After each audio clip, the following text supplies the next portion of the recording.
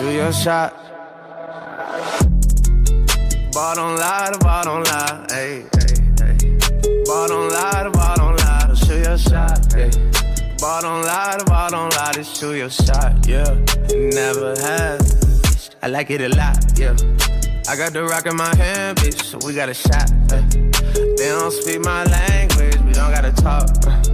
We been gone for days and it don't gotta stop. I like it a lot, like it a lot, yeah. I need space, so I'm smoking on some NASA. Tidal wave, at the crib, let's throw an after. Either way, you could stay, yeah, you could crash, yeah. Tidal wave, you could hear them waves crashing. Oh, that was the grossest thing I've ever heard in my life. Let's go. Hey, how are ya? Hey, how are ya? Oh, hey, how are you? Welcome to Gross. Oh, hey, didn't see you there. Hey, how you doing? That's the cold open. Hey, how are you? Welcome to That's Gross, your favorite hockey show, one of your favorite hockey shows, if not your favorite. Depends who you are. I'm joined by JB, aka Gibber, aka J Nasty, Justin Bieber, whatever you want to call him. On. I got Wattsburg here with me, Watsy, Wattpad.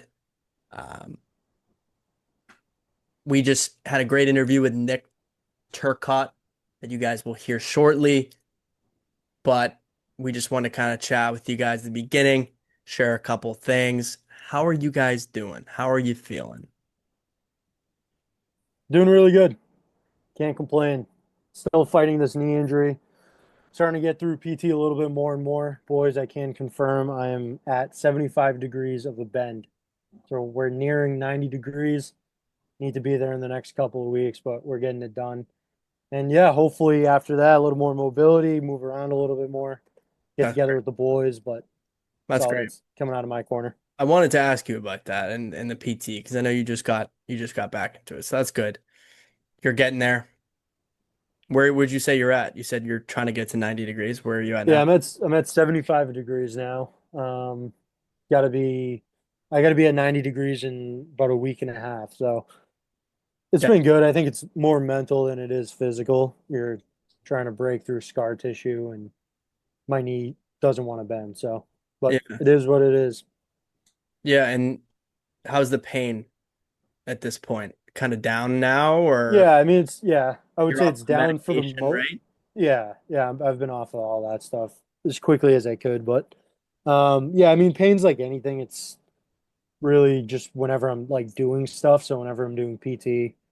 definitely swells up, feel the pain a lot more.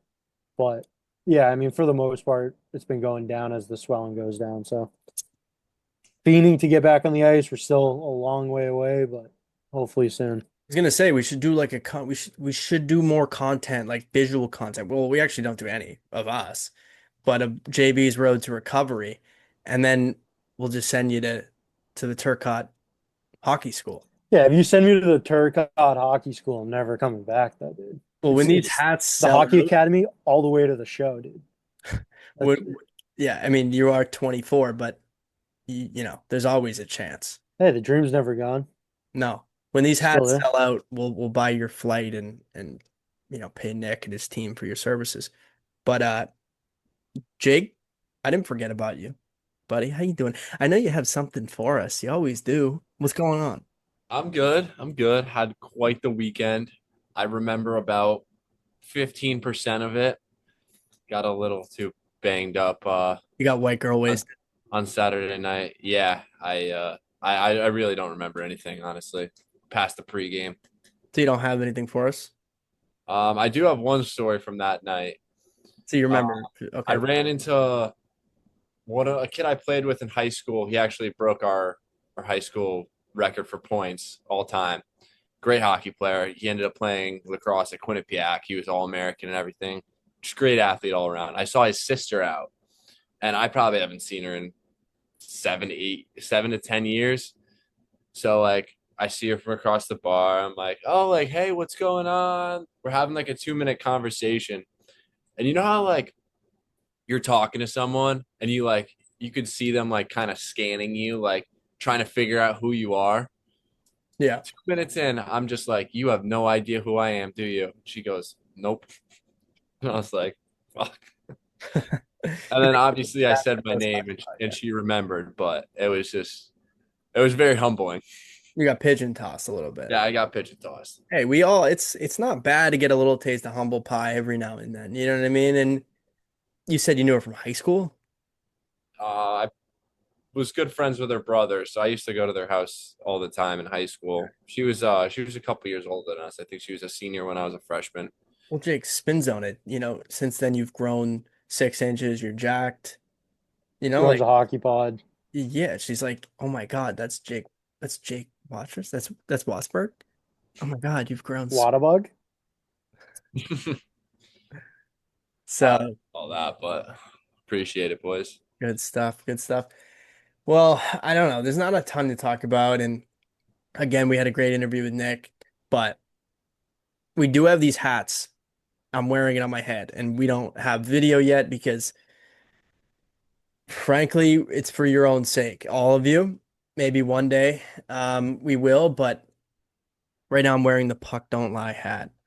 And boys, I mean, can you guys just kind of let the audience know, like, does it ever lie? Is it honest? Is the puck honest? Or what are your thoughts on that? I think it goes hand in hand with the hockey gods, is the way I look at it. So Mm. my perspective, hockey gods, you do the right stuff. You'll hear about it in this interview with Nick. But you put a lot of effort into the process, right? You do the right things, you show up on time. Dog's barking right now. Apologies for that. But yeah, I think you just do the right thing. Hockey gods will reward you, and the puck will not lie. Battling the dog, which I might kill. It's all right. It really wasn't bad. You actually got a bottle of wine behind you too in a glass. You gonna grab that? You gonna finish her? Yeah, yeah, I think I might get after it after this, not gonna lie. Your house looks sick too, for anyone. Yeah, just moved in. Yeah. New pad. I never thought, obviously, it'd be coming to me this quickly, the money with the Yeah. podcast and everything, but it's been good. Well, some would say the money's running to you in your sleep. When I'm counting sheep normally. Yeah. And it's crazy too that you moved all your stuff in and the money's running to you and you're obviously in rehab, not for All alcohol. right, let's clarify what I'm in rehab for. You're in, physical therapy. Yeah, I don't know how you moved all this stuff into this apartment. I mean, when you help curate a hat and content and things Mhm. start blowing up, I mean, I don't need to move anything. Yeah. I just show up. So, showed up, got a camera on. It is what it is. Great interview, great guys. Glad to still be doing it, boys. What episode are we on? That's a good question. 16? I I think think 17. 17? 17, boys. The lucky number. You know who wore Didn't know that if we'd number? be here. Who wore that number? Milan Lucic. We'll get him on one day. It's an omen. I already attempted. So far, fail. Oh, you shot a text out Yeah. to his sister's cousin's dog walker. No, to my cousin. She said she doesn't have contact with the wife anymore. Maybe one day we'll have ads. We'll see. We'll just do our own. We'll just have Jake. Jake, you'll read the ads and you'll just jump in and be like, hey guys, we're gonna interrupt the podcast to remind you. This is actually sponsored by Blue Chew. I use Blue Chew all the time. No, the I one love with Follow the goes, podcast and bigger, longer erections. I love that one. You yeah, want a those are boner? I don't get those. I don't get those because I think those are like tailored, Yeah, I don't think I've seen any of those either. Oh, okay. Like, fuck me, right? Jake, it's all right. It happens to a lot of guys. It's cool. I get them every episode. I don't know. Luch is a beauty. We said it before. I mean, he's such a hockey nerd. It kind of sucks what happened to him. I mean, all those charges were dropped. I really wanted to see him play for the Bruins. Was it last 2 years ago at this point? He had 4 games, broke his foot, and then all that stuff happened. And We never saw another fight. No. it's a That good. was one of the things I was most excited for because he was so energetic. Like, I mean, the video, or yeah, it was a call, but they had a video of him talking to Cam Neely. He didn't have any Bruins hats with him. He bought a new Bruins hat just to wear it. So, like, I mean, the guy was so amped to come back to the Bruins, and just for it to go out the way it did, I mean, it's hard. But he seems, honestly, boys, I do follow him, and he seems like he's in a much better headspace right now, and he's with his family and everything's going good. So good for him. It's all any of us really wanted. So Yeah. Yeah, right. It's more about your life, and hockey career doesn't go forever. There was something I was thinking about too. It feels like a while since we recorded, boys. We were talking, the last one was about the Bruins 2011.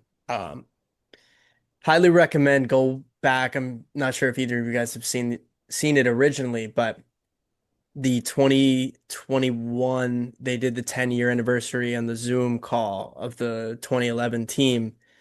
Great, just like real funny stuff. Obviously kind of awkward, like our podcast at times, just because it's Zoom and it's hard to really know when someone's gonna talk.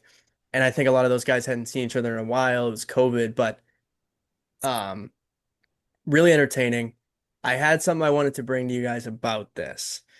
So David Krejci, um, legend for the Bruins, very dry humor, didn't say a lot.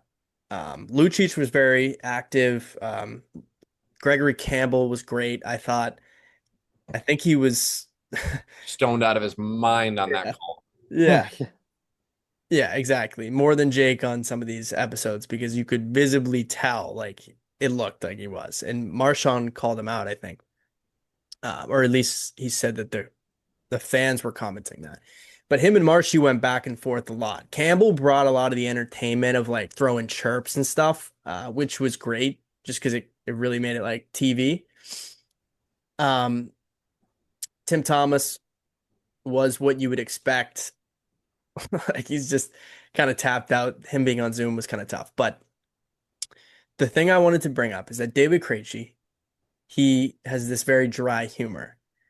And probably 5 times throughout the 2 hours, which yeah, I did watch 2 hours of it. Say what you want. He asked where Nathan Horton was. Nathan Horton was the only player that wasn't there. And there's a lot of rumors going around about something that happened with Nathan Horton and Tyler Sagan. And I noticed that it seemed like Krejci brought it up a lot and he kept getting like they answered the question and they answered it in a way where it was kind of like you're making a joke to just be like, all right, move on. You know what I mean? Like, yeah, where's Horton? Oh, he's on the moon. No service on the moon, you know? And then Krejci would just go, nod his head. 20 minutes go by. Hey, where's Horty? And they would be like, ha, no, on the moon, you know? Like it happened multiple times. And every time it like Sagan was very quiet. And this is just scuttlebutt. We're in the dog days. There was a lot of rumors that Tyler Sagan banged Nathan Horton's wife after the whole 2011 thing. And Really? yes, yeah, Where have you been hearing these rumors? dude, I've heard that since yeah. probably at least 2015. I can't say I've once heard that, but that's pretty interesting. Yeah, I've heard it a lot, and I've also kind of met people in hockey locker rooms who look, you take this for what it is, but who have claimed to know a guy who knows a guy, and we're like, yeah, that happened. I don't know, whatever. Who knows? But There were reports that came out though. I remember it was there was actual buzz around it. yeah. I wouldn't be pulling this out of my hoop right now, but There was also rumors last year that Corey Perry banged Bedard's mom, and I can confirm that that is not true. how can You can confirm that, dude. what are you I have talking a about, source. Jake? You guys know that. You Huh? didn't tell us the source, dude. I have a source. You have a source? Yeah, Who? someone that used to work for the Blackhawks. Name cannot be released. Dude, we're Yeah, not dude, you know Elliot everyone though. Friedman That's the here. problem. This It's is like, get out of here. I'm serious. All right. All right. Well, the reason I just wanted to bring it up is because obviously that is pretty wild. And No respect. yeah, I think we'd agree. I mean, we've obviously said like we talked about him for the beauty list. Like he's a beauty. And if he did this, I'm like this, like he was like 19, 20, he's a different person. He's like a 34, 35-year-old adult now. He's married. I wouldn't carry this judgment to who he is, but yeah, like pretty fucked up. Eh? If I you want to can't know imagine whether, that happened. I don't know, man. If you want to know whether or not it happened, have you seen recent photos of Nathan Horton? He's fucking yacked. Yeah, I mean, talk about fucking, you break up with your girl. I mean, get in the gym. I The mean, guy to be can't get fair, any bigger, dude. it's been 14 years, so that's 14 years of work. I mean, that bicep looks like it's been building for 14 years, dude. Yeah. I mean, I also wouldn't be surprised if he took a little something something. Yeah, He's pretty fucking big. he's yoked. But it just, I don't know. That was just a shitty thing. Like, obviously, if you're Tyler Sagan 2011 summer, he could have had anybody, buddy. Like, obviously, if it's true, the wife is to blame as well. I mean, he did get traded, a year later, Well, two that's years what I'm later, saying. too. Like I first I didn't believe it, but then there was so much at a certain point. Sometimes there's so much smoke. When did Horton leave though? He was on the team the next year, right? But Yeah, was he on the team in 13? his concussion injuries were so bad. He ended up, I think he moved on in 13, but it could have been the year after that. The Bruins weren't the last team he played for, right? I think he played for like the Leafs and the Blue Jackets or something. Yeah, Nathan Blue Horton Jackets. left. He left the Bruins in July of 2013. He signed a 7-year, $37 million contract with the Columbus Blue Jackets. So they lost both those guys the same month because they traded Sagan on 4th of July. I Yeah. remember because they were always people saying that they were trying to hide that and whatever. They But just shipped them both off to Dallas. I don't think I don't think that even makes that not true that they lost both of them because you could probably say that even if you lose Horton, that a lot of the guys on the team lost respect for Sagan, and it was pretty weird. But anyway, I don't know. Yeah, I mean that's something between Speculation being thrown teammates. around from the boys right now. Yeah, it's rumor, boys, definitely. Yeah, Taking it from also chicklets, but 13 years later. yeah, a Fucking- little late to it. yeah. But I mean, just think thought about what we were thinking about in 2013. It's Oh, like, dude, yeah. I didn't even know what sex looked like in 2013, but I think that was the year I learned how to jerk off, honestly. all right, yeah, maybe that's true. But we don't so we're gonna start the podcast. yeah, with we that don't need to clip. go down that route with Jake. No one needs to realize that. Yeah, but I would What's say that pipe stuff? all right. Wait, it's Make it- not only pee? Freaking belly button soup over there. I would say go back and watch that 10-year anniversary if you're or just listen to it, you know. You know what I actually wanted to ask about? What? So you'd sent over, and I was dying laughing. I thought it was fucking hilarious. But Hmm. you'd sent over almost like a screen recording of your conversation with these two Muppeteers at the time. It was Tyler and Tyler, I think. Oh, yes. Yeah. Are you able to elaborate on that at all? Obviously, you sent us something from a long time ago. I loved it. Audio messages, putting them right back in their place. But Yeah. can you go like, were we mended? Are they following the account now? Like what? Well, Where do we stand as of right now? so one of them is following. I don't know if the other one is. But yeah, that was funny. Basically, if anyone doesn't know, probably most people, I put it on the story the other day, but these two kids just DM'd me about a year ago. The account was doing pretty well last year when the Bruins were in the playoffs, and I was posting Life was good, and exactly right. So I was posting a lot, and a lot of it was Bruin stuff. And these kids made a group chat called "Your Hockey Page Sucks," and DM'd me, both chirping me and liking their own messages. Like they'd be like, "Hey, buddy, you'd probably do better if you weren't just a Bruins account or all this stuff." And then they would like each of their responses. So, yeah, I mean, I just told them exactly what it is. I was like, "My hockey page sucks, but you guys made a group chat for me." So I doing just something right. the whole hockey page, the whole hockey chirp stuff. Like I was just like, boys, I'm a celebrity to you guys. Like, you're lucky I'm responding right now. So had my fun with them. They were they were like probably 14 at the time. So yeah, So did you reach back out though? Is kind of what I'm getting at. yeah, Like, yeah. Sorry, I got off that. Yeah, I reached out and I said just stumbled back onto this. How you boys doing? Appreciated the support or whatever, and it was all good. Like those kids are in college now. We had some light, kind of chirps back and forth, all in good fun, and then I asked them what team they rooted for. They said the Islanders, and so I said, so that's why they were mad. You can't chirp a Bruins fan as an Islanders fan, though. Yeah, but I mean that's just like, yeah, they're miserable people, dude. I can't blame them. yeah, yeah. I don't really know what inspired them to make that group chat. It just chirped me like that. It honestly made me feel good that I got that. Because a lot of the times, especially social media, you just comment. Mm. And I mean, we sent that out as a warning. If you're gonna come out for the boys, Mm. Gross response. Gross doesn't sit there. Gross So is very active. Gross is not professional. yeah.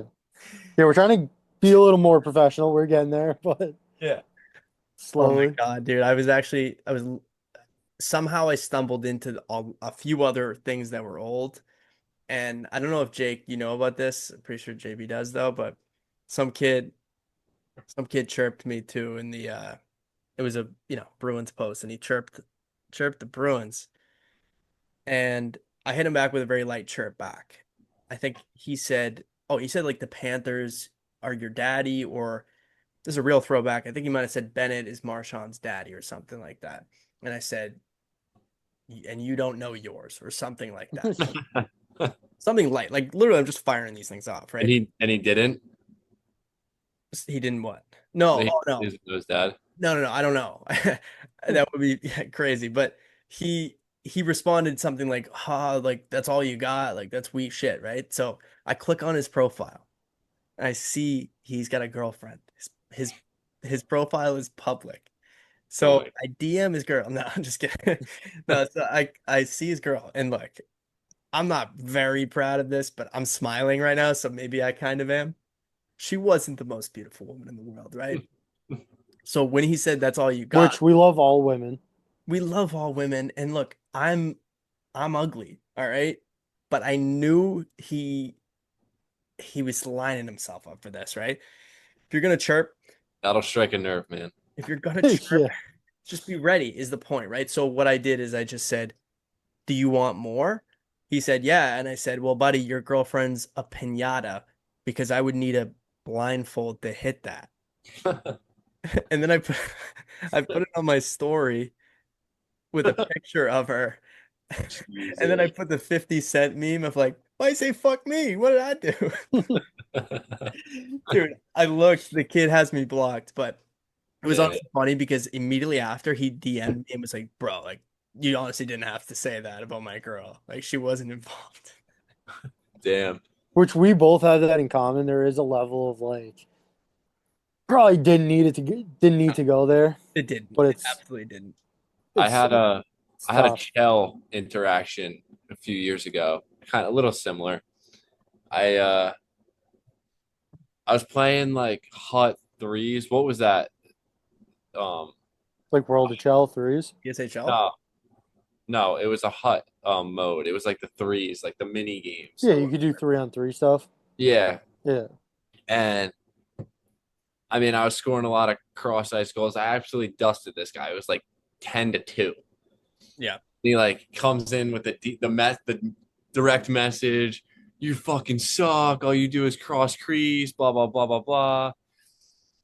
And then like we went back and forth, like motherfucking each other a little bit. And he said something like, just like awful. And I was like, damn, buddy, your father must be so proud of you. And he was like, my dad died of cancer last year. And I was just like, oh my fucking god, That's brutal, man. that felt awful. But also, I was like, he's probably lying.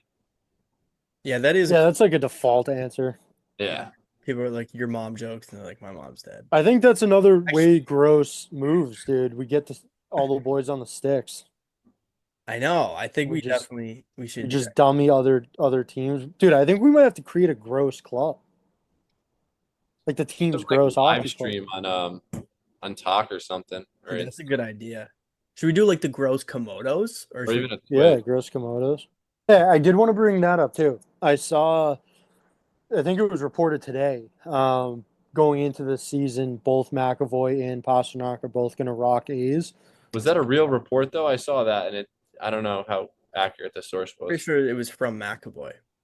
Yeah, Oh, I feel like I'm gonna I take think that he said source it. over your source from the Blackhawks about Corey Perry and all right, all right. Don't be knocking my source. I'm just fucking with you, man. Now continue, JB. No, I mean that's all I really had. Hmm. Do you guys what are your thoughts on that? I think my immediate thoughts were just kind of the respect to the other captains that they've had for so many years.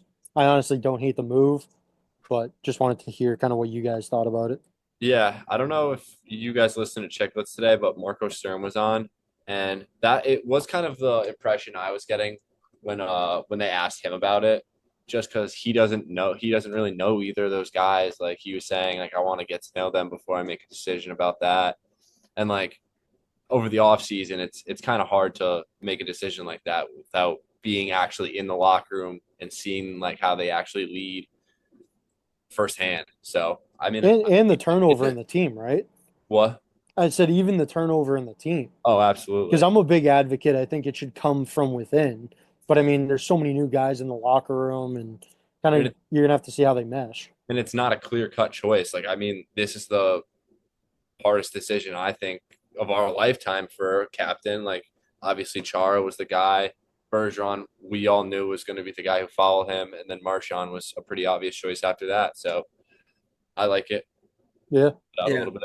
No, I agree. And I think kind of what you guys were just saying too is like let it happen naturally instead of that like forcing being like, here's David Pastrnak is the captain, everyone. Because there is that thing of like sometimes the best player shouldn't be the captain. It's happened before where they've taken it away. Like it's more about leadership. Don't get me wrong, I'm not saying that Pastrnak wouldn't be a good captain. I think he would. But I just think it's like why rush into it? Like you said, have respect for the other guys and just kind of let it like JB, you just said about the new guys too. It almost creates this environment where everybody is an equal opportunity. Not like Tanner Jeannot is going to be the next captain here, but the same thing we got some rumors. with the internal competition of just, no one's spot is guaranteed and you're not going to hand anyone the captaincy. Let's see how this year goes and let's see who steps up in every way. So yeah, I like it. I'm happy with that. Fabian Lysell is the next captain of the Bruins. Yeah. Gotta make Get this- some clicks. Yeah. Native of Chicago. You got over 15 years of stick handling and power skating teaching experience and will be entering your 11th season of coaching. So, Nick Turcotte, welcome to the That's Gross Hockey Show, man. How you doing? Good, man. Good. Yeah, there's only I it's hard to tell. I mean, how often do you say like when you started coaching kind of a thing? Mm, Um, I was like 14 when I'm 35 now. So like I've been doing it for 20 years now. That might be a bit old. But when you guys were getting jobs like mowing lawns and stuff, I was like, told get your butt on the ice, bend your knees, make those kids better. Um, hell yeah. I don't know. My experience was just a bit different. My family ran a hockey school for like 55 years, and the majority of it was like 12 straight weeks on the road, hockey school style, Monday through Friday. So like that's where like my brother, Alex, that's where he learned how to skate. I mean, it was very much like a we're going on the road, so you might as well get paid for it kind of a thing. You're going whether you like it or not. You're either in the class or you're teaching the class.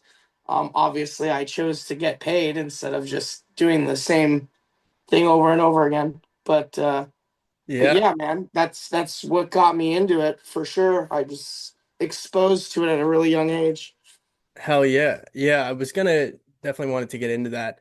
But first I want to ask you where your love of the game started. I mean, I'm assuming it's your dad, Alfie, who, inspired it, but like what are your first memories of playing hockey? Yeah. So I'd say it's probably my grandfather, actually, probably not my dad.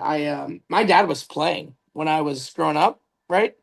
And that's probably the big difference between Alex and I is Alex got to experience Alfie as a retired NHL player when he was coaching, Whereas, when you're going from the minors back to the NHL and you're flying over to Europe to play, like it's a lot of moving parts, So I spent a lot of time with my grandparents. I wasn't consistently traveling with them in the fall and stuff.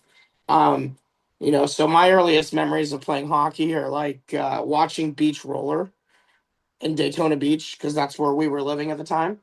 Um, so ODR is probably the best example in terms of like my earliest memories are me kicking around in 99-degree weather with wheels on, just swinging, hoping I don't get a cold. Obviously the Mighty Ducks movies were big in the 90s, right? So I think that was probably the first part. I mean, my earliest hockey memory is like playing in Switzerland outside, like cross ice kind of style. And I remember being bad, like just horrible. Can't balance, I mean, again, I think I was probably like 3 or 4 years old. Um, but it kind of comes down to one of those other questions that you had in there that I read through. One of my memories of my mom putting my skates on the wrong feet, like in between periods. You know how they let the little mini mites go out on the ice.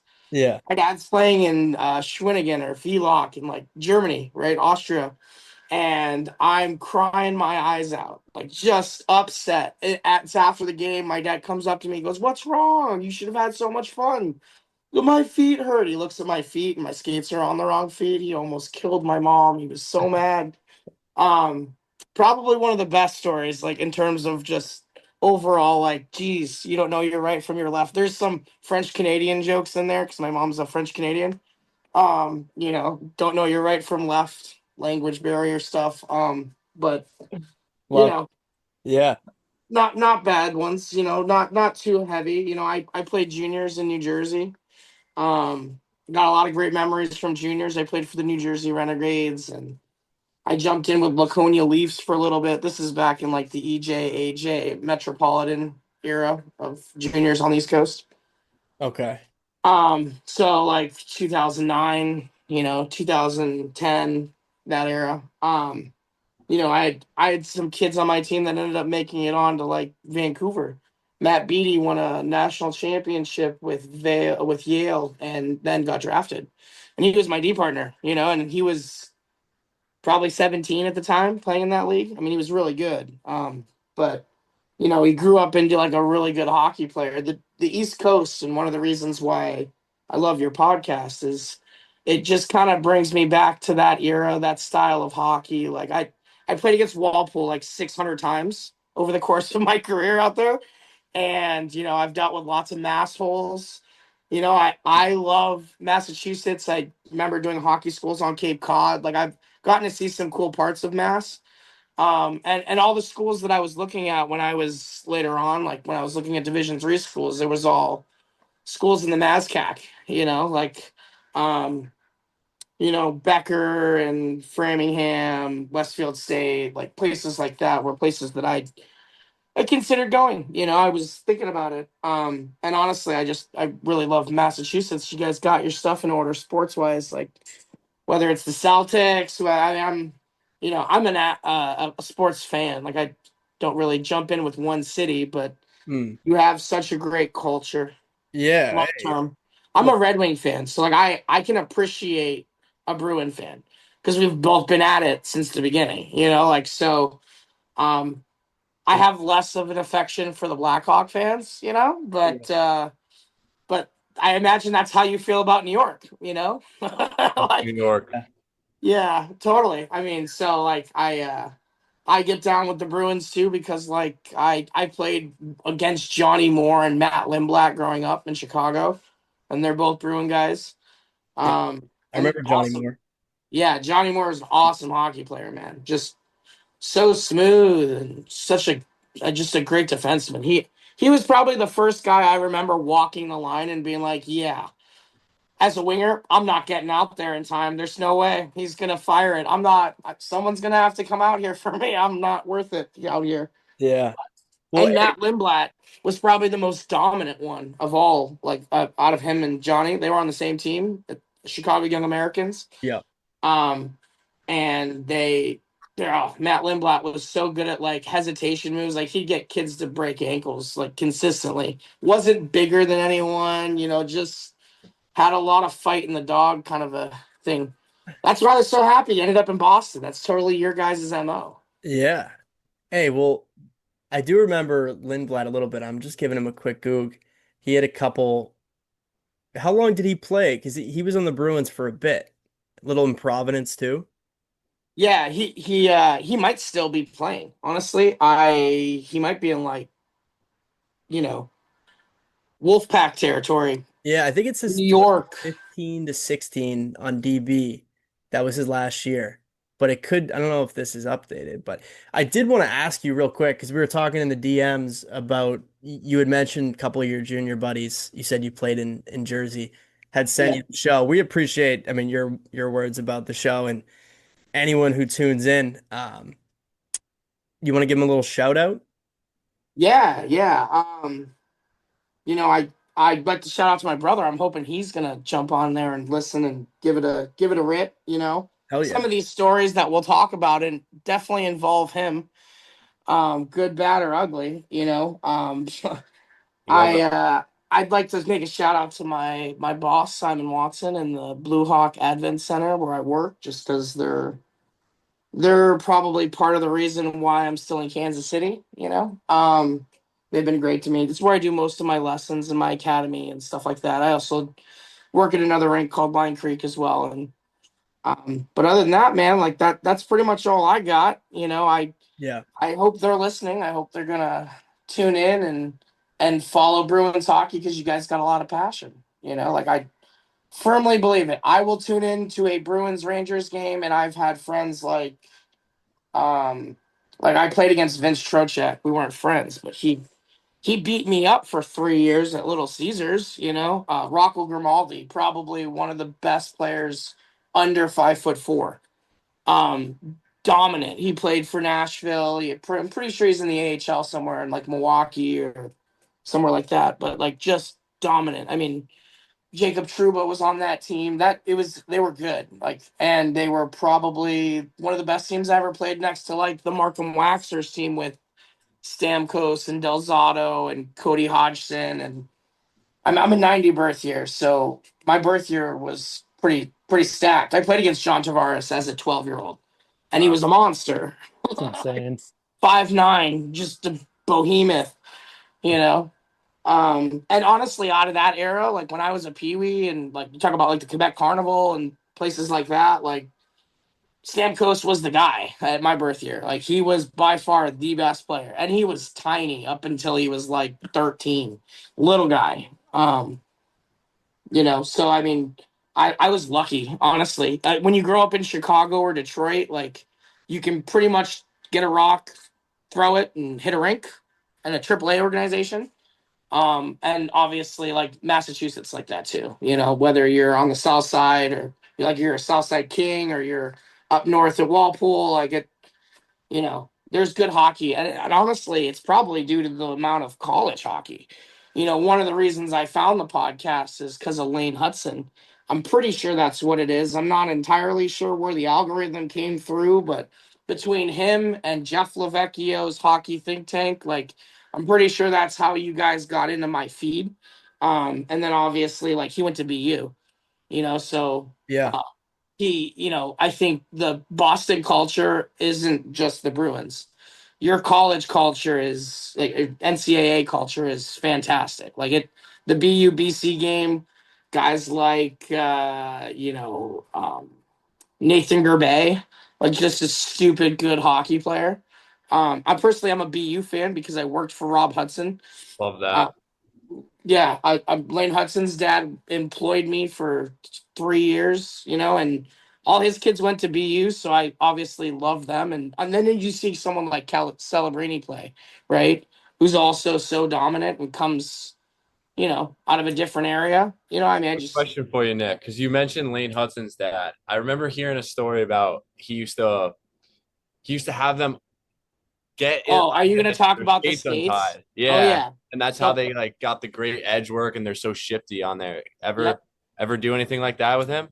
Oh yeah, ironically, so like my family owns a stick handling school, right? But Yeah. I mean, I know like the Ryan Glances of the world, Robbie's son who now runs like Robbie Glance, like all the power skating stuff. Where I live in Kansas City, you kind of have to teach kids how to skate before they can handle the puck. Absolutely. And it's not a big market here. We probably only have 2,000 hockey players, so like we're probably the size, all of Kansas City's the size of like one association in Chicago that's half, like not a very big program. Um, but yeah, as far as like Rob Hudson has some of the best stories. He's a great guy. He'll make you laugh.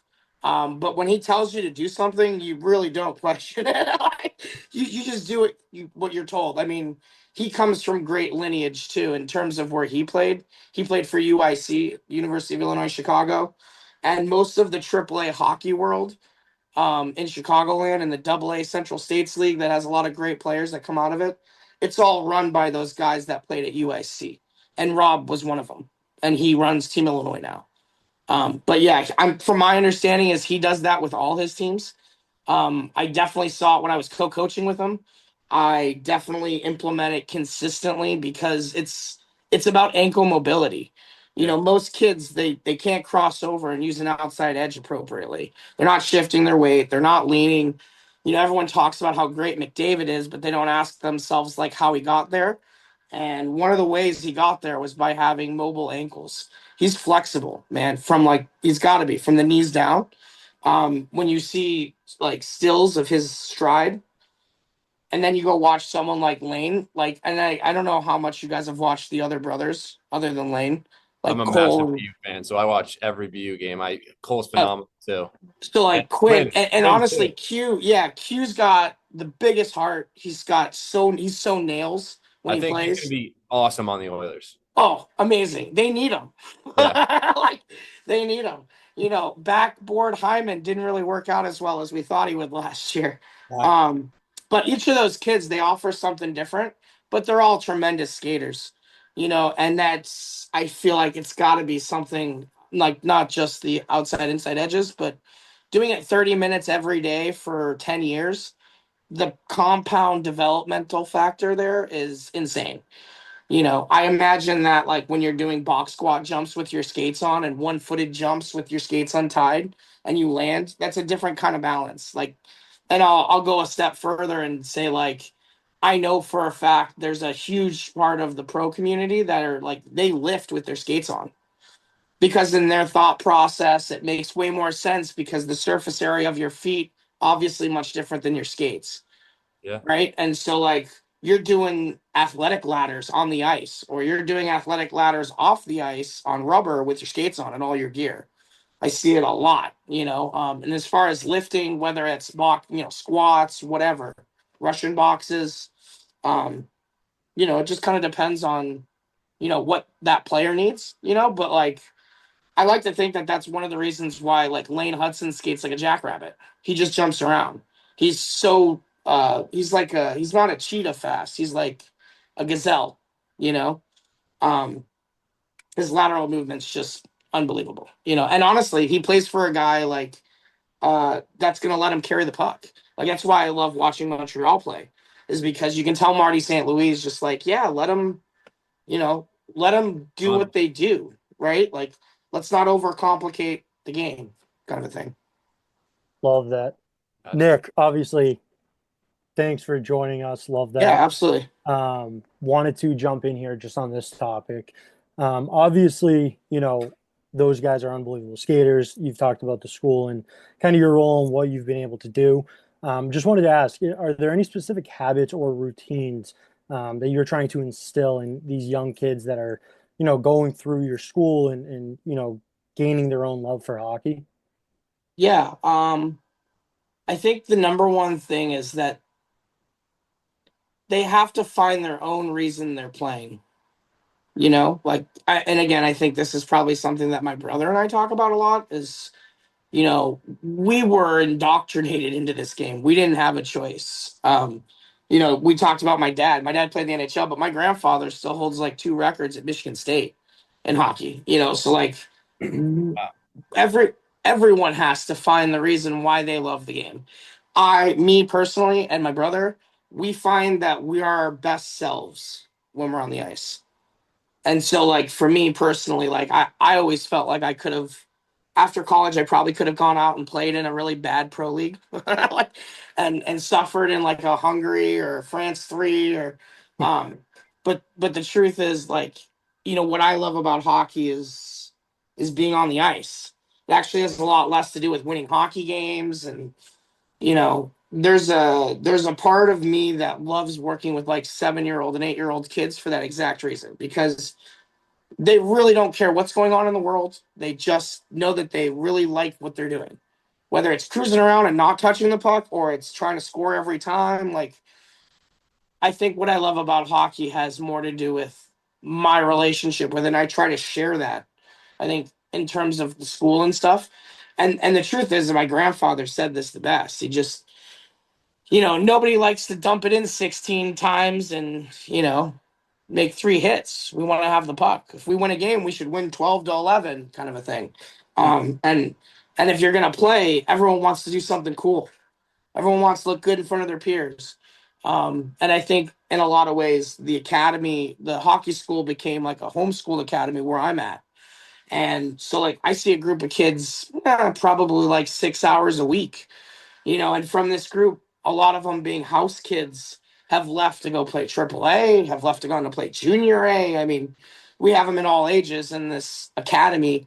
But what we're trying to do there is to make them smart enough to make their own choices, ultimately.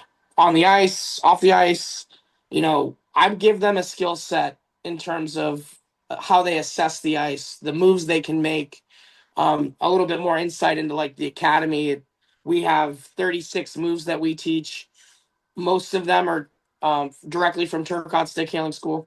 Obviously there's some modernization that's happened with modern day stick handlers that we've added to it. But for the most part, these kids are learning how to have really good vision, how to know that they have options, how to be aware of their situations, and creating hockey IQ through the ability of watching video, both of themselves and the NHL players, and kind of like player modeling, where they model themselves after a player of their style of play, and maybe someone that's going to be similar size.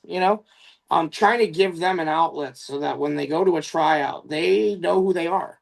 When players get really good and they're confident, you'll see who their personality really is. And a lot of kids, when they play hockey, they're timid, but when they get really good, you'll start to see the arrogant ones versus the hardworking ones, the guys who are the first ones in and the last ones out, that kind of thing. I mean, and ultimately, that's why I love hockey. And if those kids can find a way to fit into that culture, like puzzle piece themselves in whatever role, whether that's a grinder role or goal scoring role, I like to think that we're allowing kids to kind of try to figure it out, and kind of involving them in a way where it's like, yeah, listen, man, if you're gonna watch 25 games of Mitch Marner, that's fine, but you better pass like him. He's really good at that. Whether you're a Tampa Bay fan or a London Knights fan or whatever league you're into, no one can watch Kucherov and Datsuk and say, well, the team doesn't need them on the ice. And I like to think that whether you're either one, you can find a way to help the team, whereas Kuch is way more of a playmaker than Datsuk was. Personally, that's what I think. But, it's kind of like comparing apples to oranges because they could really do both. I think it probably more aligns with who they play with. You know what I mean? And I think having kids understand that they could be a part of a line and a part of a team and benefit that team in a way where, like, we have lessons at like 6 a.m. I make sure they know at 7:30 that most kids are just getting up and you've already skated for an hour and a half. And ultimately, I've seen so many bad hockey players make it on. It has to be a little bit about how badly you want it, you know? And if anything, that's what I hope they gain out of it. A love of the game is probably more a love of the process. If they love the process of getting better, then, we don't know where they'll end up, right? Yeah, $100%. Yeah, Sacrifice is what makes pro athletes. definitely. Who's Yeah. going to give up what and how often, Yeah, no, I love that. I know me and Mike have had so many conversations about just that, what you mentioned earlier about even on the ice trying to find open space and give a little bit of more time for your teammates and things like that. So I know through some research, I looked at the website and saw different schedules and things. I know something that was on there was a chalk talk. Yep. And obviously it sounds kind of like what you're talking about now, right? Ability to, watch film, show the kids, if it is what they're doing on the ice or, if they're trying to emulate an NHL player that they watch. Could you just go in a little bit more depth, about, I guess, the chalk talk and, different routes, I guess, you've seen work the best? I would imagine sometimes, film doesn't fix absolutely everything, but, different things you might do on the ice to show them Yeah. how to find open ice and stuff. So at least for the chalk talk purposes of how I use chalk talk, I like to obviously go over practice first. But remember that the majority of my practices are skill based, right? So when we're doing chalk talk, it's like, okay, watch Kucherov make this move to the outside. Watch how he's focused on the defenseman's toes, eyes, where his stick is. Is he a righty? Is he a lefty?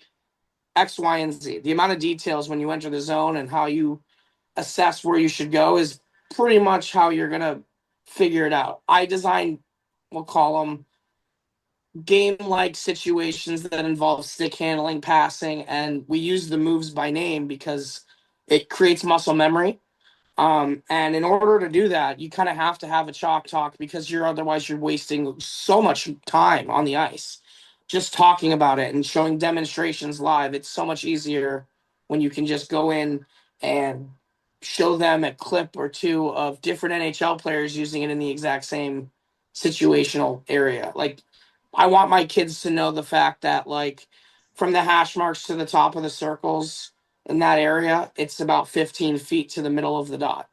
And a circle is 30 feet. And inside the zone, 60 feet. And when you know all those things, you can kind of piece together when you should make a move, how you should create time and space, how you decide what to do, and ultimately the hands and the stick handling stuff and the skating escape moves that I teach, it's all to buy more time, but also it's to be able to understand how the game is played. One of the things I loved about Wayne Gretzky watching him play, and that we literally just went over on Thursday, was he'd come into the zone. If he didn't have an option, he'd curl at the hash marks, and and obviously you can hit a trailer, you can roll to the net and shoot.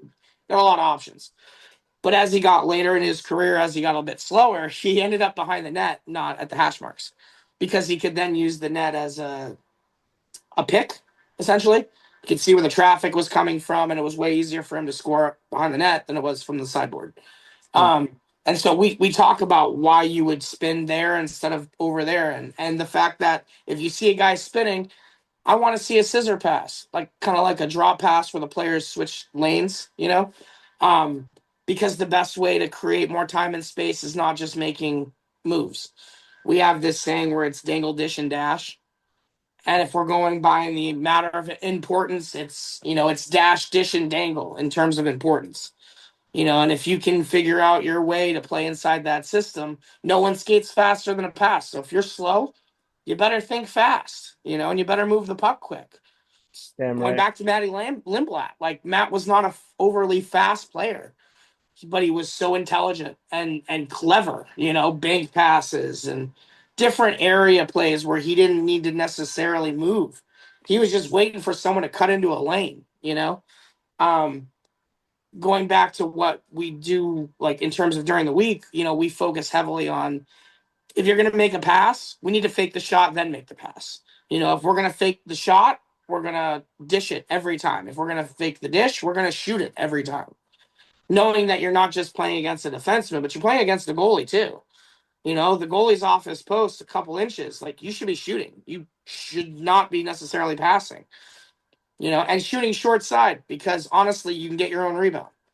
And again, this is more of a youth thing. I think pros have much better accuracy. So if they want to shoot far side, go for it. Um, but I want to be first to the puck. If it goes horribly wrong, which at the youth level it usually does. It's just a matter of when. 5 seconds, 10 seconds, 15 seconds. You know, Well, Nick, I'm glad you brought that up because I want to ask you about that.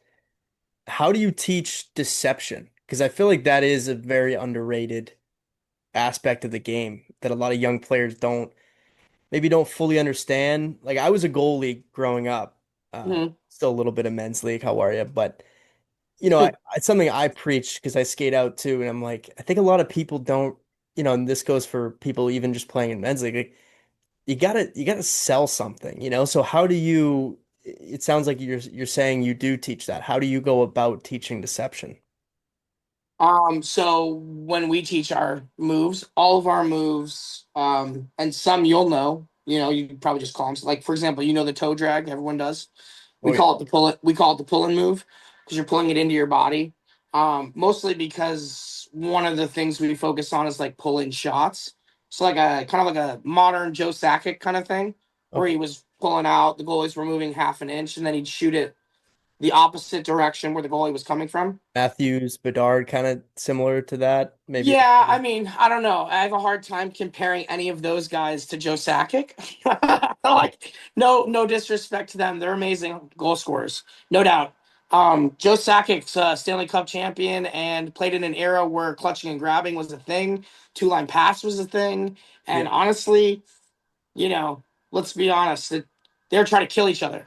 Like, No, no, no, for sure. I guess I just mean like you're talking deception for the goalie, as in you're changing the angle of the shot, right? yeah, yeah. Pulling the puck from like let's say 2 feet from the left side to the right side, you as a goalie going from either the center or the right post to the left post. I know you're coming off that side. And as a natural lefty, I know that the hardest save for you to make is a low blocker save. So I'm probably putting it at your freaking toes, Mm. and you're gonna do your best to get it, but ultimately you're gonna be sliding the wrong direction. And a modern goalie is taught to butterfly slide way more often than back in like the 90s and 80s. So like the minute you commit to sliding, I've got you beat, in my opinion. Because even if it doesn't go in, you're making a toe save and you're going the wrong way. So if anyone's going to the net, if anyone's stick is down, like it's in the back of the net, and I think it's something you see a lot in playoffs. I mean, Yeah. I was always taught to shoot to score. Like you're not gonna shoot for a rebound kind of a thing. I do believe that time has definitely changed because goalie pads are substantially different now than when my dad told me in 1994 when they were like point your toe to the corner as a goalie. But I do think that like if you're going to play a hockey game and you've got multiple people going to the net and that person going to the net happens to be Sam Bennett, I feel like putting it on net as a backdoor pass is a good play. I don't know if Absolutely. that's, I mean, I like my odds. You know what I mean? Like, and Yeah. that's the thing within the NHL. Like, everyone can put it away if they're in the right opportunity. And so the game, I almost tell my kids to watch less like NHL games and more college games because the freedom in college is it's way different than in the NHL. It's so much more structured. And I run a roller hockey association for the academy. They play in like roller hockey tournaments, like inline. Mm. Um, and they use their moves in the same categories. There's no hitting, there's no offsides, there's no icing in roller hockey. So it's one giant court. If you want to have someone in front of their net the whole game, you can do that. If you want to take it back into your zone randomly because you want to, you can do that. So the average time you have the puck's probably like 15 seconds, whereas in ice hockey, it's like 2 or 3 seconds. Mm. And so it changes how much time you have, how you play, stuff like that. And so it's almost like a different discipline. And so Yeah. I think on the list of questions that you had given before the interview, Mm. I think you asked what was Omni Hockey. That's what Omni Hockey is. Omni Hockey is the company that runs the modern day Turcotte Hockey Academy and the Phantoms Roller, and we have like 6 or 7 different programs running at a time. But Omni being all, right? I have it in with a lot of the people in the floorball community. I don't know if you're familiar with floorball, but it's the cheapest way to play hockey. Literally, a stick is what it costs. It's huge in Europe, Sweden, Finland. They're really good at it. Yeah, I've seen a lot of videos of like, don't they have huge nets too? No, they're Am I the thinking same something else? size. No, They're you're thinking thinking of of something bandy. else in Yeah, Europe. you're I thinking forgot of what that's bandy called. on the Yeah, ice. that's So it. like floorball is like tennis shoes. Yeah, yeah, it has like a weird stick. Yep. Yep, Yeah. it's got holes in it. Yep. And the So look. they call it any bandy. We're in Switzerland. Like it's basically played 5-on-5. It's just like hockey. There's no contact, but it's I mean, offsides. It's plays a lot like that with a little bit of soccer in it. But Pavel Barber is a big like floorball guy, you know. And I'm not much for the the IG YouTube grouping. Like that's not really my thing. I think I'm a little too old for that. Um, but like the guy that I'll watch is Swaggy P because he's pretty nasty, disgusting. His second in command is a guy that I grew up with named Kevin Salinas. Awesome hockey player, played Division 3. I that's the guy that I get down with when I'm watching. Nothing against Pavel Barber or like everybody loves hockey and all the other guys that are doing it. That's great. Nasher, like that's awesome. But I see Pete do things and I'm like, I don't know if I can do that. And I'm pretty nasty with the puck. I can backhand Michigan between my legs. I can do some crazy stuff. I'm of the generation of Robbie Schremp. Like I know that's where all this started. People talk about how great Trevor Zegras is at doing the Michigan. Robbie Schremp did it back in the '90s, and he did it behind his back over the top and like 3 or 4 spins in an All-Star game, which is just I used to insane. watch that clip all the time. Yeah, you know exactly what I'm talking about, right? Exactly what you're talking about. So I like to think of all the trick stick and like all the trick stick handling guys. I like to think of them as like they're like sons of Robbie Shrimp, because Robbie Shrimp did it first, and I don't know if you followed Robbie Shrimp lately, but he's still doing it. Like he's running around teaching camps, and he's awesome. He's like one of the best stick handlers I've ever seen in person. But that's their generation. I think Pete Lenz is a little bit older, so like I think he looked at Robbie Shrimp and said, "Wow, that's really cool." But wasn't like, oh, I'll make a multi-million-dollar company based off of throwing the puck up and catching it on breakaways with no defense. I would like to see them do one of those breakaway challenges with someone back checking. Honestly, that's it. Like, a goalie that played higher than midget and someone back checking. I feel like the odds might not be in their favor.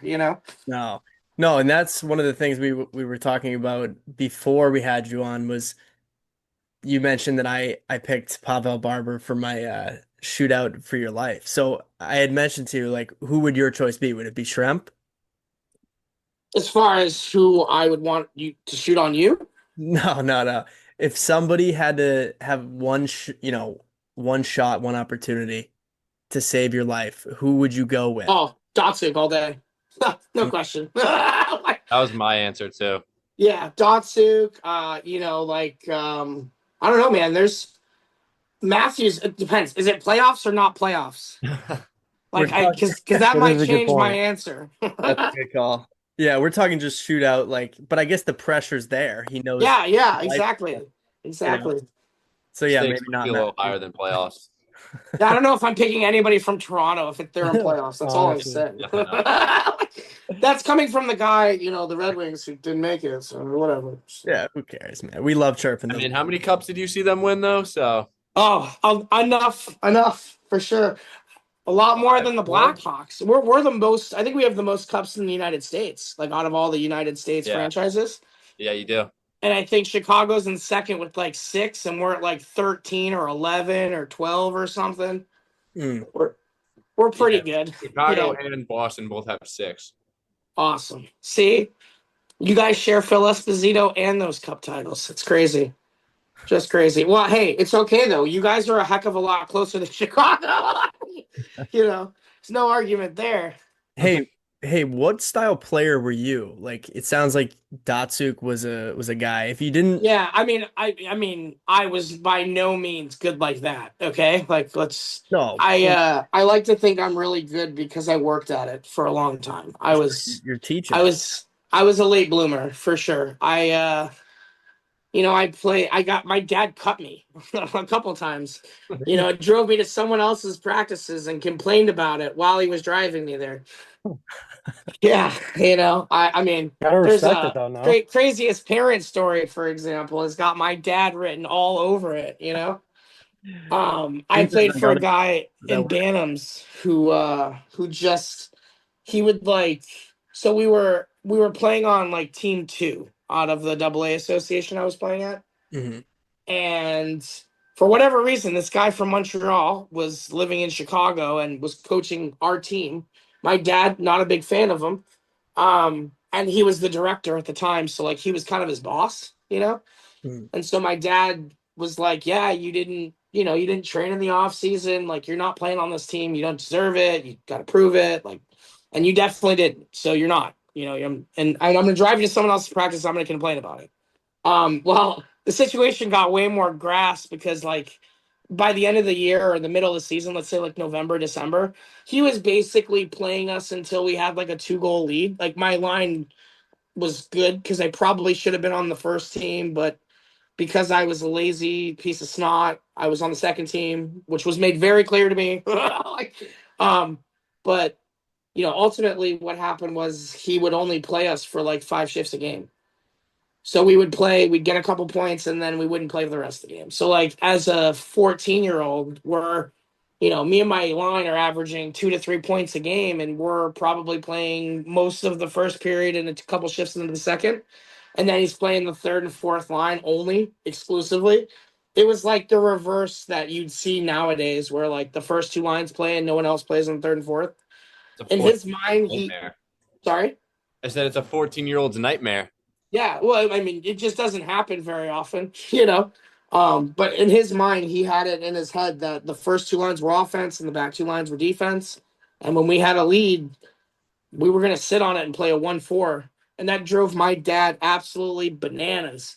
I can He imagine. lost it. Like, I mean, as a guy who teaches stick handling, and one of the things we try to do is empower our players to make choices, take risks. Like, no one's going to remember who won a U14 game when you're going to college. Like, nobody's going to care what's going on. So, like, you might as well learn how to do it, when to do it, low pressure, high pressure, different situations. I mean, I'm not one to say, hey, if you're the last guy back, you should do a quadruple toe drag and then do a drop pass. Like, that's probably not the best, but Mitch Marner. yeah, well, whatever. At roller nationals for State Wars, again, don't know how into that scene you guys are, but they just lost a team just lost the national championship on a delayed penalty where like the guy tried to pass it back and the goalie had gotten pulled and the guy got off and he put it into his own net. They lost in triple overtime. They lost $20,000 Oh, Jeez, for that's a the heartbreaker. for the cap. Like I mean, and so the team that put it in their own net obviously was going to be on a power play, and that was it. And the guy that lost the game is like a 2-time Olympian. Like he's a world champion in roller. He's really good. But stuff like that happens all the time. yeah. That is really interesting. Like you're talking about video and roller hockey. Do you think a lot of coaches, because little backstory, like me and JB both do a little skills instruction for just kind of part-time. We're all really interested in it. I know Jake is starting a coaching gig at some point. And do you think a lot of coaches are missing out? You mentioned the video, if you're explaining a lot on the ice that you're wasting valuable ice time. And then just how expensive ice is that Yeah. if kids aren't getting on and doing roller hockey and doing extra stuff that, and obviously like you mentioned too, loving the game, and that's kind of where it comes from, but that maybe coaches are missing out on development. Yeah, a bit. I think there's a lot of coaches out there that just don't understand the roller hockey culture is a bit different. Mm. Like, it's way closer to like those the content creators side of things where like they're an average score of a roller hockey game could be like 12-10. The game runs differently. It's not there's a mercy rule. Okay, so if you're up by 8 goals, the game's over. If you're in the first period, 5 minutes in, the game's over. Like it doesn't matter. That's not exclusive in ice, right? So like some of the rules that are different in roller, they promote like more of like a community based vibe. Like USA Hockey, if you're on a team in September, you're on that team until March. Roller hockey, it's kind of like a tournament by tournament thing. So like there's a lot more blending of the teams in different tournaments. And so naturally the players they get along. But honestly, if you're an ice hockey coach and 3 or 4 of your kids are like, "Hey, sorry, coach, like I'm going to nationals, like I'm not gonna be able to do your camp, and do your lessons and whatever else." Like some of it, I feel like it's an ego hit, you know. But like my uncle is a big part of the LA Kings, the Junior Kings Association, and they have more roller hockey than most people, like most states, Yeah. and their players are amazing. Like the youth players that come out of LA, that come out of my uncle's association, they're so good, so overly talented.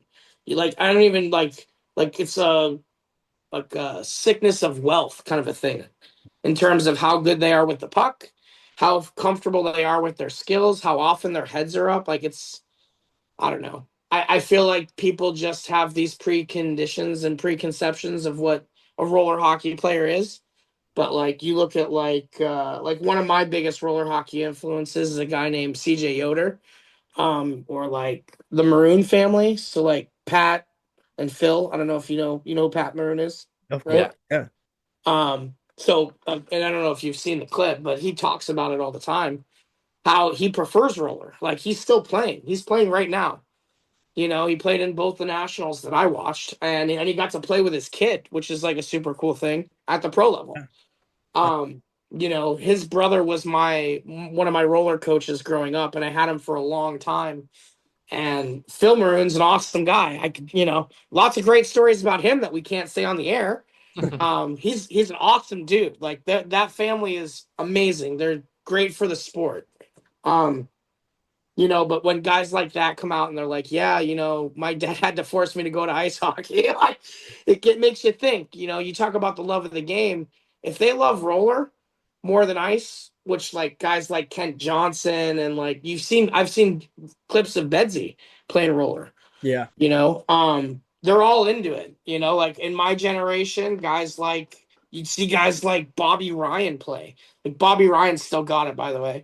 We saw him at Wish Cup. He's amazing Really. still. Yeah, oh, he's so good. He Like, was and you want to talk about a weird parent story. Bobby Ryan's original, like that. Have you ever heard about that at Yeah, all? that story's wild. Yeah, a his little dad's bit. like Yeah. What happened with that? he had to change his name because of a witness protection kind of thing. Okay. Not really sure much more other than that, other than it was obviously bad enough that he changed his name and never went back. Yeah, that is crazy. But Bobby Ryan, again, an LA kid, like great roller hockey player. And I just think that like I look at roller hockey, ice hockey, floorball, I look at them all as disciplines. You look at swimming, swimming's got backstroke, freestyle, like you got all these different disciplines. Ultimately, you're still playing the same game. Yeah. Might be a different surface, but the skills are the same. Like I jumped on as a freshman in high school and made my JV lacrosse team and never played a day of lacrosse in my life. Really. Not a day. Oh yeah, easy. It was simple. Like it wasn't even hard because the muscle memory from stick handling to, you know, cradling is the same thing. It's just one's up and one's down. Yeah. And I can stick handle both directions. I lefty or righty because when I would get bored from doing those hockey schools, my dad would make me switch hands. Ironically, now when I have a kid who can't learn a move, and if he's a righty, I can teach him. I just grab his stick and show him how to do it. It's great now. I never understood it back then. I was pretty pissed about it, but definitely was right. I was wrong for sure. Sure, he'll love that if he listens to this. Well, hey, there's definitely a lot more opportunity for roller hockey in LA and that just western side of the country. But you mentioned your dad. I wanted to ask about him.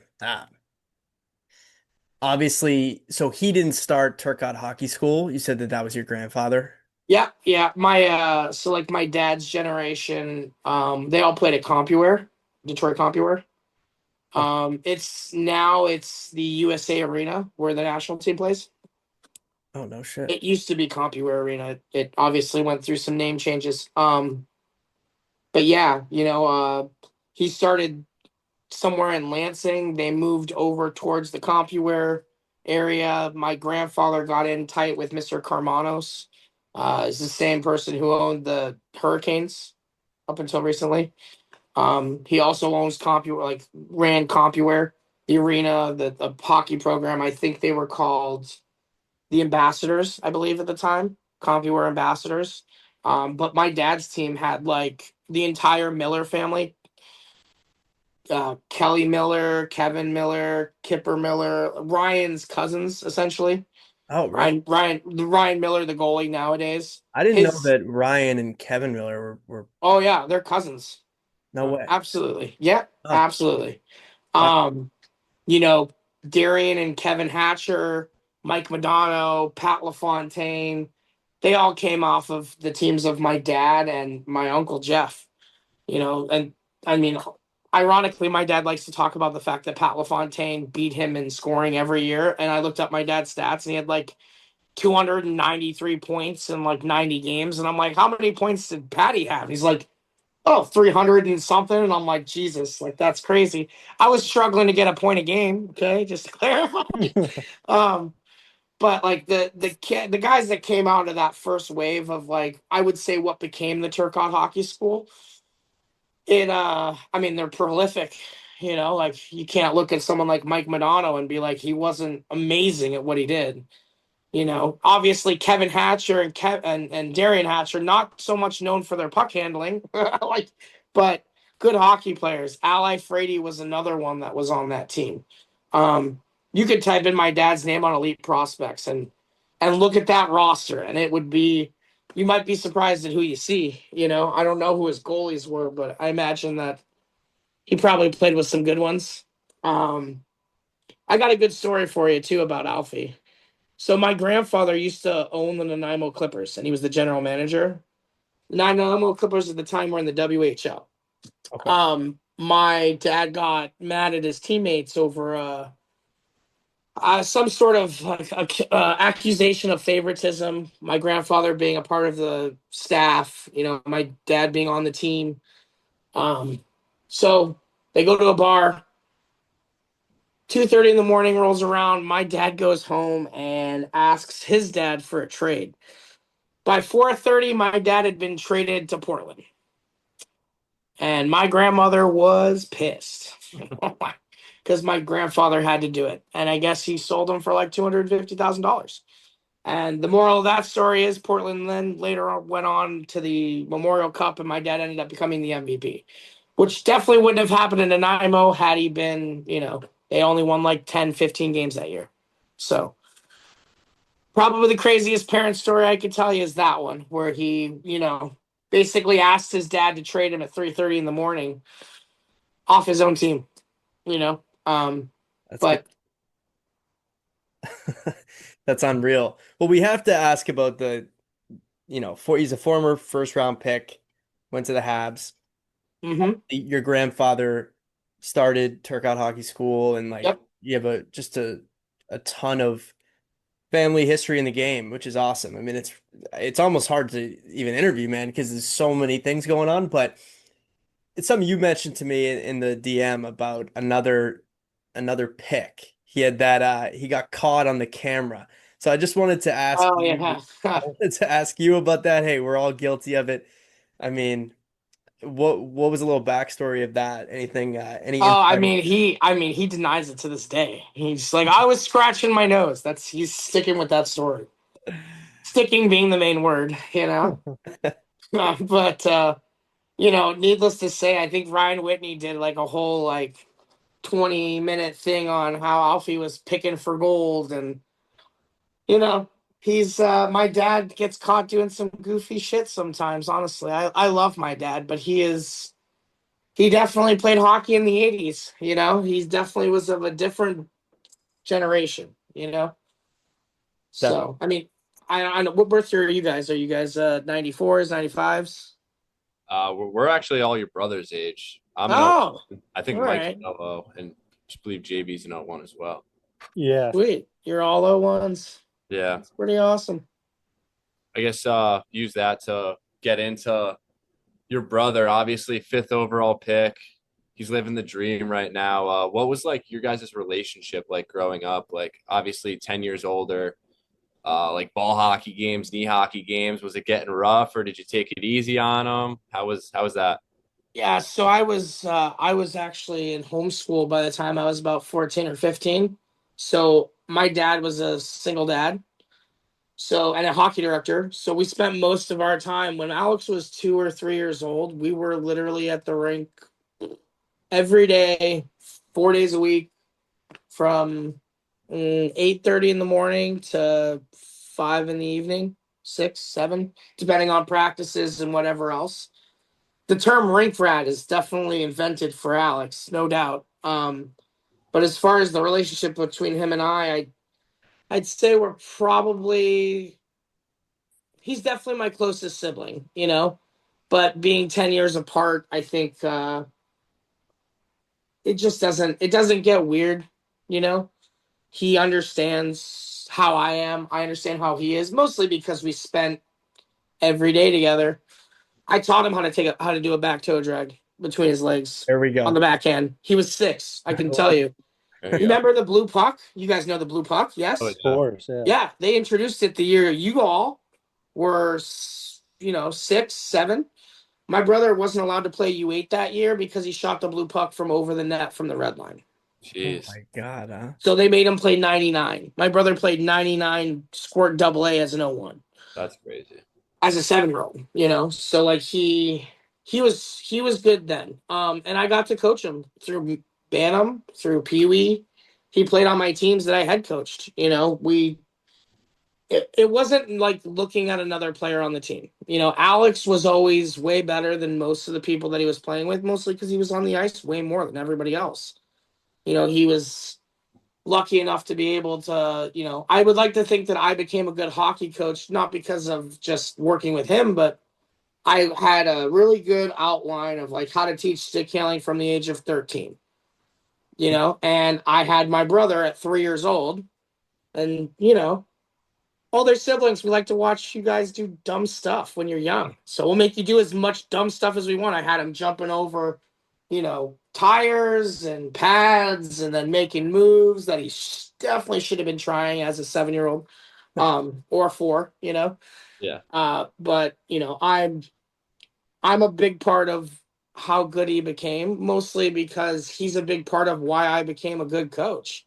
And I like to think that my dad's a great guy, but we were a little bit raised by our grandparents because of him being a single dad. Mm. So I mean, my grandfather is the reason my brother is as good as he is, but I think the interplay between me and Alex is as much about my grandfather, because everything that I was doing with Alex was under his direction. I wasn't winging it.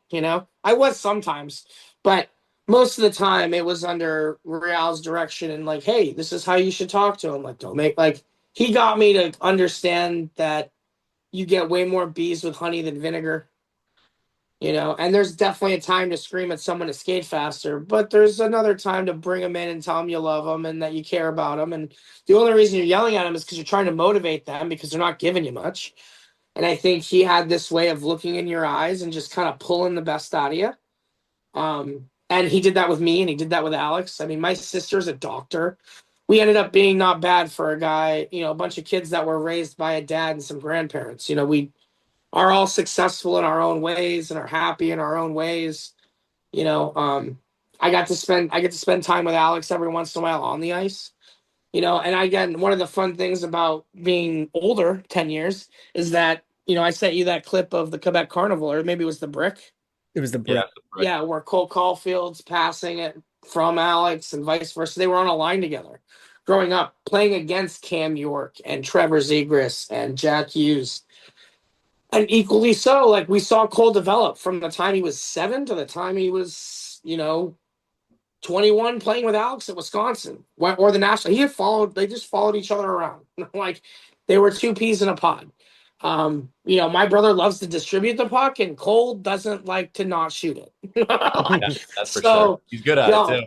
he's amazing at it. And listen, you don't get good by shooting it, by passing it every time either.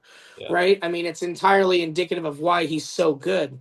I got to see Jack Hughes at 10 years old. My dad had a team. Do you guys know who Vinny Hinostroza is? Vinny? I've heard of the name. Yes. Yeah. Or Christian Dvorak? Oh yeah. Yep.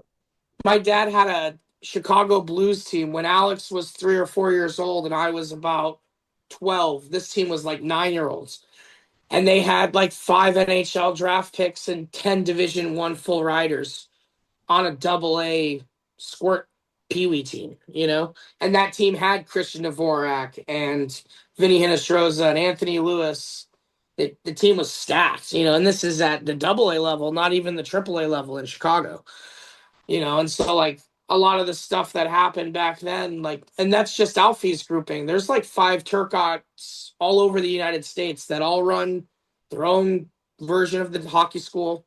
And like Jeff's in LA, out my dad's in Texas now. He's in Dallas. Um, Oh wow.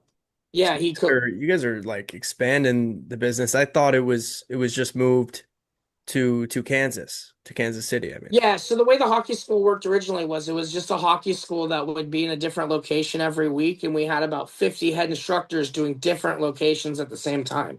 Oh, So like when I worked for the hockey school between the ages of 14 and 25, my area was Western Canada.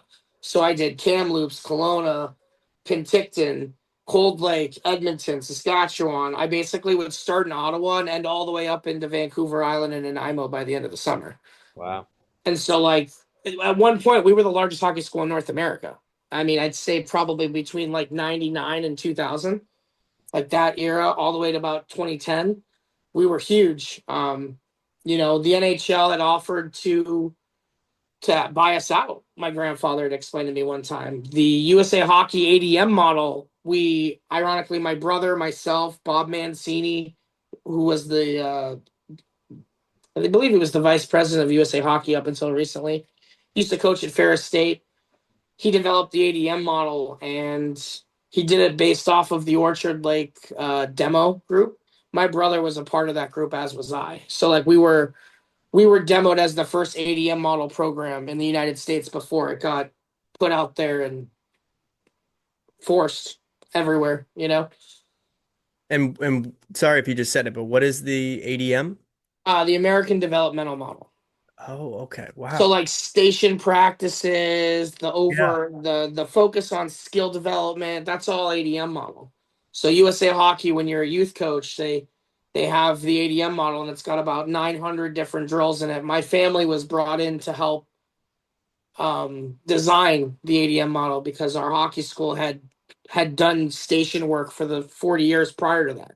Dude, that's Um, How crazy. long ago did this ADM model start? Because I think I have heard a little bit about this. It was not that long ago, and it was 20 oh Alex was 12, okay. And it so was designed to like 2013. surpass the Canadians at one point in like developing talent, correct? Well, that's not really accurate. So Okay. like they're all in cahoots, okay? Like Hockey Canada, which is like their version of USA Hockey, and Finland Hockey and Sweden, the four nations basically, they Hmm. all share information. That Okay. includes the information from the neurologists, the off-eye, like all of it.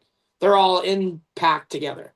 Um, and so there's not a lot of versatility there in terms of like differing between them. There's obviously Yeah. slightly small differences between all of them, but we have more players than Hockey Canada by about 120,000 people. And that happened like 5 to 6 years ago. It wasn't like a recent thing. That's something that's progressed over time. But our population is so much larger than Canada's that like people don't realize Canada's a huge country, but it's not.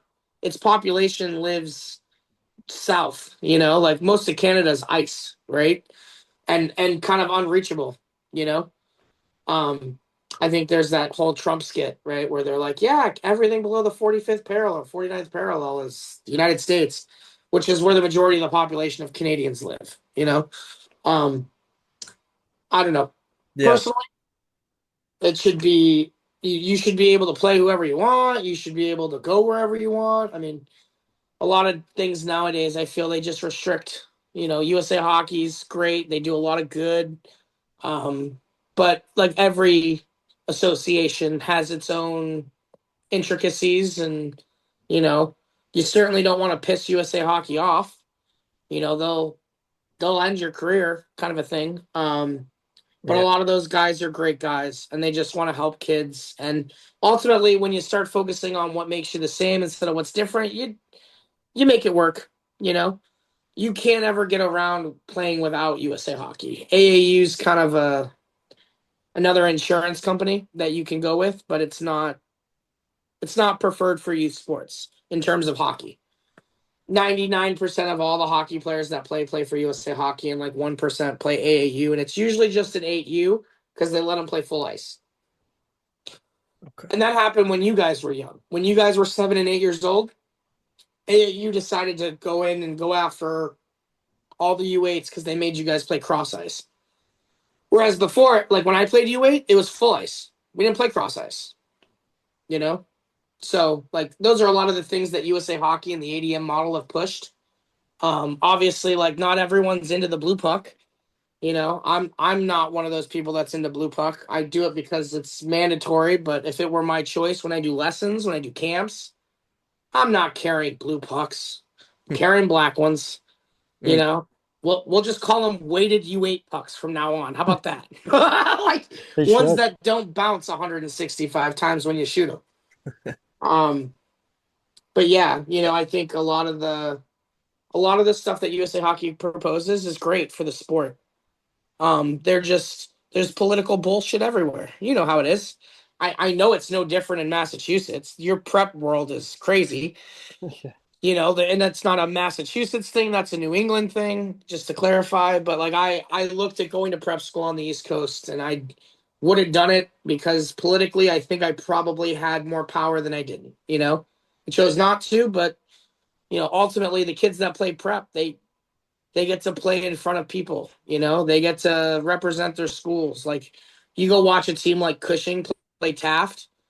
It's good hockey. You know, whether those kids are Empire Bruins or Junior Bruins or Greater Junior Bruins or all the 95 different Bruins teams you guys have in Boston. At the AAA level, no less. Yeah. Hey, I wanted to give you a chance to pump Alex's tires a little bit. How would you describe his game? Because obviously we're all from Massachusetts and we're Bruins fans. Don't really see a lot of LA. So, uh, I mean, I know he was a fifth overall pick and all this, but how would you describe his game? um, so like, well, and just to clarify, like I probably have like 25, 30 players that I've moved on to Division One, and Alex is by far my best one that I've ever spent a lot of time with. Mm, Um, when we modeled his game the same way we did with the kids in the academy, we modeled it after Bergeron. So we have a place for Boston in our hearts. love that. Bergeron was by far like I'm a big Ziggy Palffy fan from the '90s, and Ronnie Francis. Those are who I modeled my game after. I think you asked how good was I. I got good eventually. I played juniors as a 16-year-old, so I left home. I got good. But that's why I modeled my game after. I was never slick enough to be like Datsyuk, that's for sure. I was trying, I just wasn't making it. Whereas Alex, we like to think that he's a perfect 200-foot blend of silk and sandpaper, which is what we would describe Bergeron as.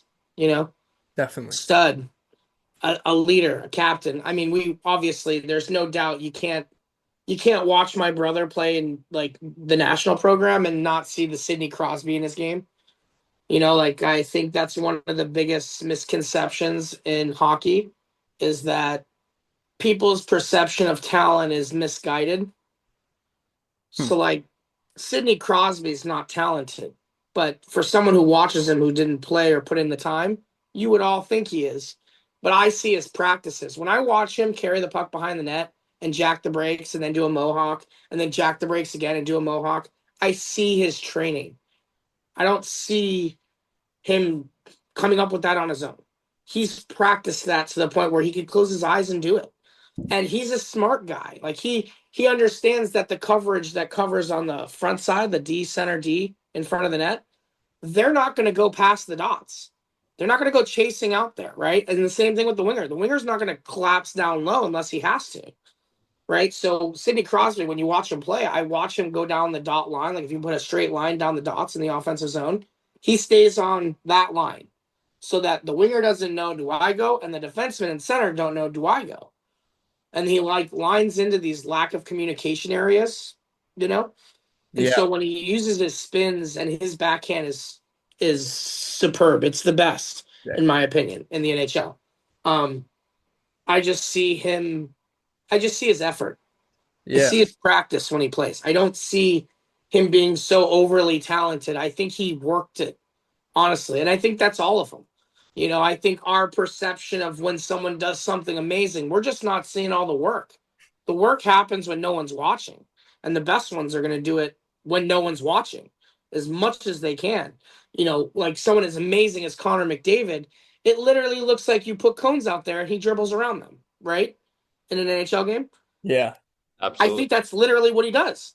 Yeah. Why not? Like if you train yourself that way and you train into game situation stick handling drills, like I was saying earlier, you any highlight reel that a kid can bring in on a day like a Tuesday or a Monday, I'll make and design a drill based on that highlight on the spot. Wow.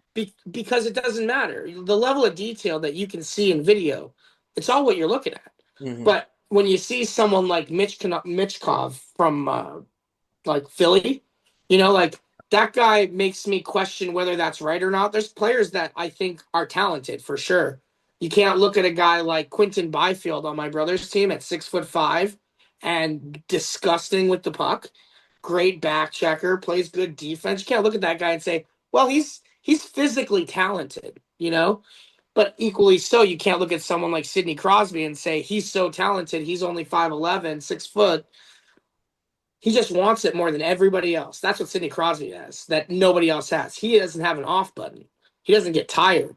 He trains himself into perfection, you know? And then when we see it, we're like, oh, he's so amazing. But it's just because we're not getting to see the work. And that's all of them, you know? Like, I mean, any pro right now, they're all skating. You know, Adam Oates has a group up in Toronto, like guys like Stamkos and McDavid. Anyone who's in the Toronto area, that's a pro, that's a high end guy, like anyone that's a first, second line unit kind of person, they're all out there and they're working on their game, whatever it takes, whether that's small area passes, picking pucks off the board, you know, and then we see it when the lights are on and the pressure's on and they perform, and that's where it's coming from. Yeah. There's no way they're winging it, you know? No. No, and look, we've had a lot of your time here. We have a few more questions. We really appreciate you coming on, man. It's a lot of information. A lot of value. Apologize. I can run. No. Like just comparatively to our normal to our normal episodes, it's a change up, but it's really interesting. Like honestly, um it's something that's up all of our alley. One other question I have a few other ones and some Yeah. just kind of like even just silly ones because I don't know how much you follow. We talked a little bit about the NHL, but and then you mentioned Byfields. Like, is there anybody else in the league that you think underrated, maybe some other young guys that people don't talk about enough? I mean, Celebrini, Hudson, these are some kind of buzz names, but anybody more under the radar?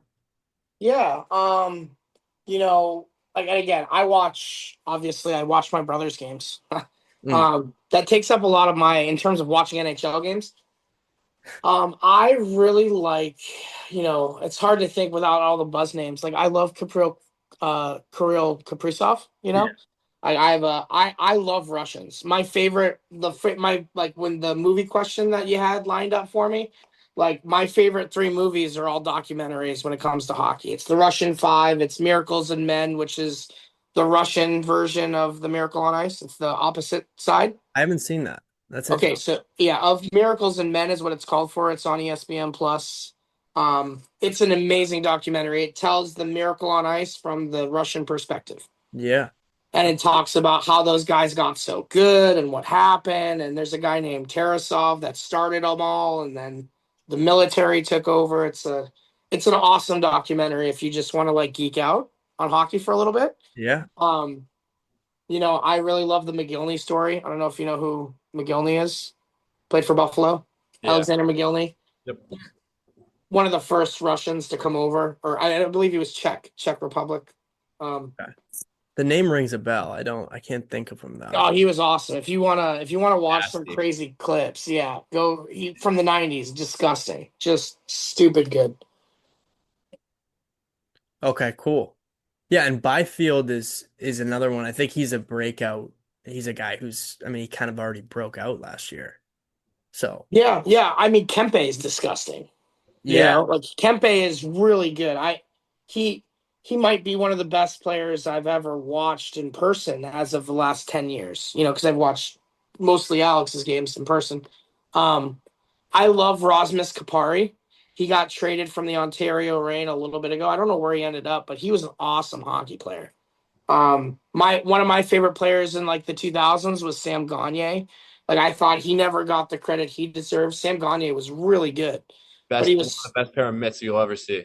yeah, oh yeah, disgusting. I mean his breakaway moves are amazing. They're on par with like one of my family's best stick handlers they taught was Marty St. Louis and Patrick Kane and like Danny Briere. He's like right in there with them. Like he's by far one of the best puck handlers I've ever seen.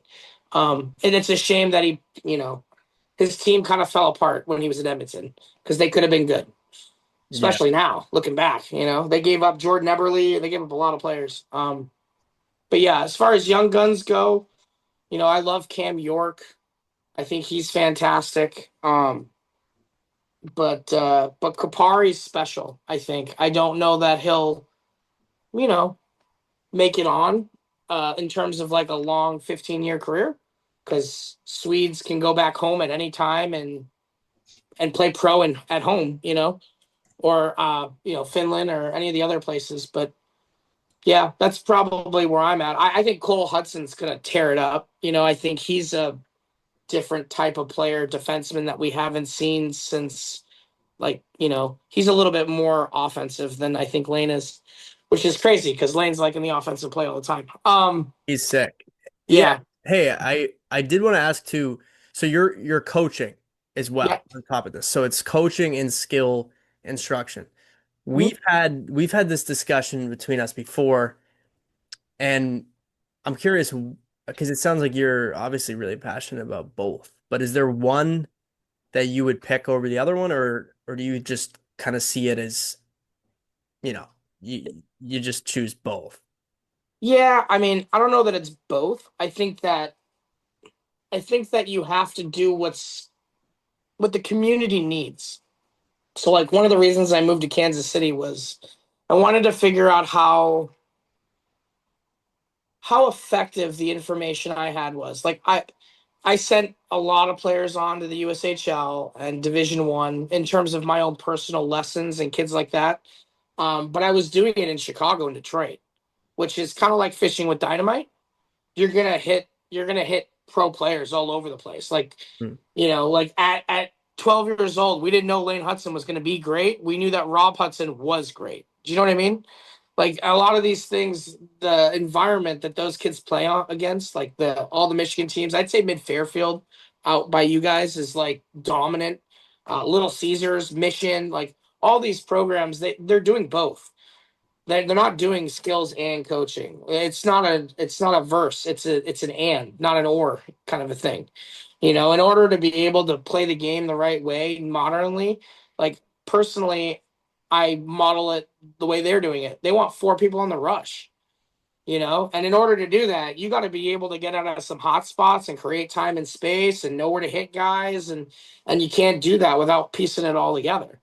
And so Yeah. like hands and feet deception, super important. They're used to create time and space and open up pass and shoot options. But ultimately, no one skates faster than a pass. Yeah.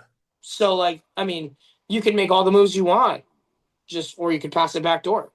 you know, you as a goalie should understand that better than anything. Like I said it earlier, but you want to fake like you're gonna shoot and then pass, or fake like you're gonna pass and then shoot.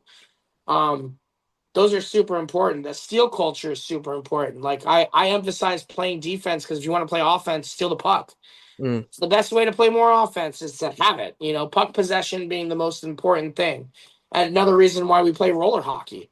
Roller hockey is 4-on-4, and they play on an ice rink sized rink, right? So there's a lot of space. And if you don't like your options, you'll go back and retreat.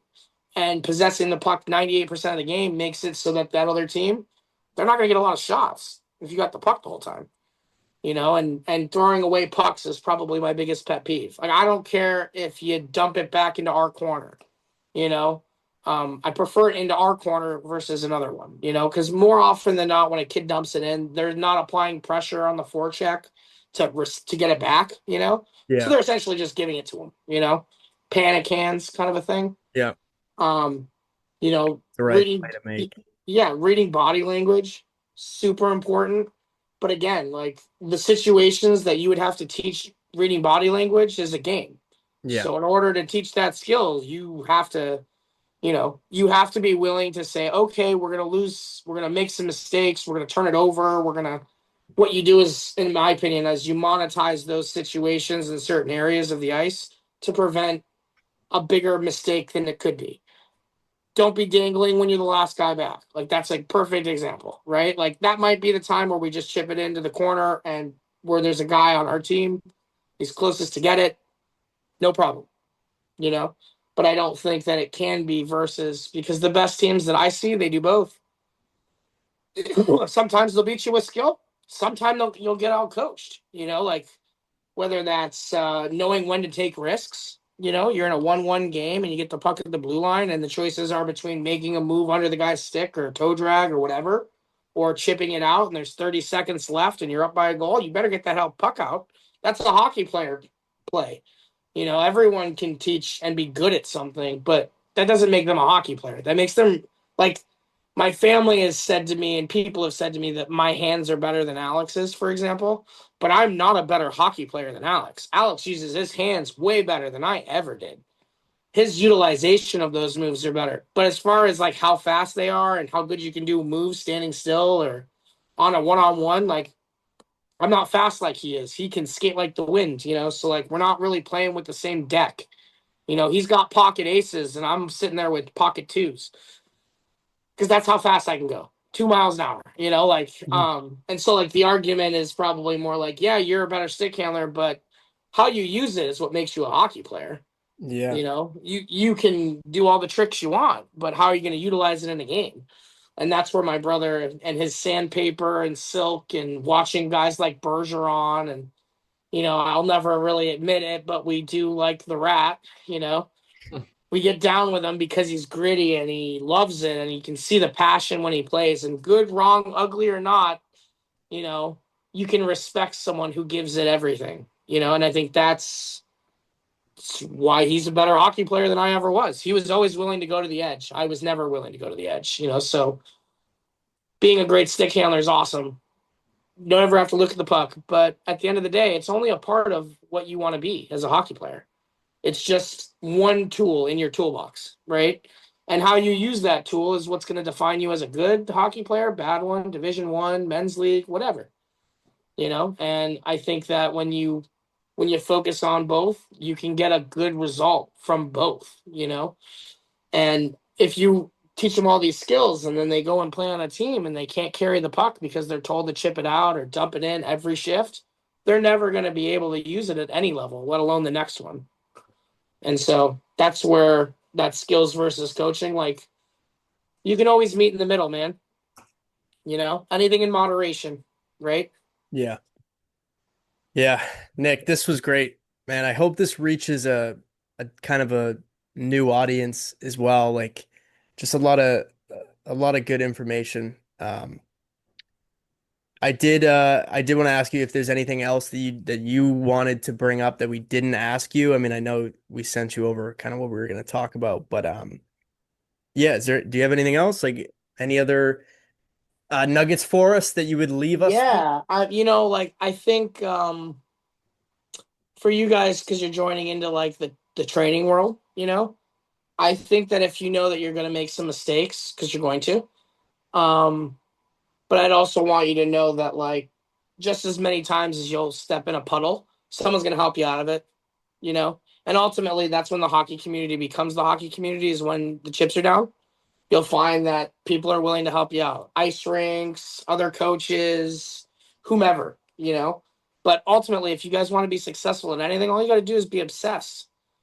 You just have to want it more than everybody else. There are plenty of, like I said, good hockey players and bad ones. If anyone who's listening to this that's trying to become a pro hockey player, they just have to know that they have to want it more. Some of the worst players I played with in midgets are still playing pro hockey to this day in Europe and make lots of money, and married women out there and are now citizens of other countries. Never came home. You never know where the hockey world's going to take you, and if your dream is truly to play pro hockey or, make the best podcast ever, whatever the situation, like if you obsess it, you're going to beat 99% of people because they're just not going to want to, and it doesn't matter if that's in the gym, on the ice, in the AV room. Me, I like to sit and just digest different coaching things, whether that's documentaries, whatever. Like, be obsessed about it. It's okay, especially in this day and age. You'd much rather be into something than not into something, Yeah. So, Definitely, yeah. Hell yeah, man. I'm ready to run through a wall. yeah, see, that was the coaching part. You got it. Yeah. We can enroll you next week if you want. I mean, I think we got to take a trip out there. I know. Play men's league, but I think the hands could use some work.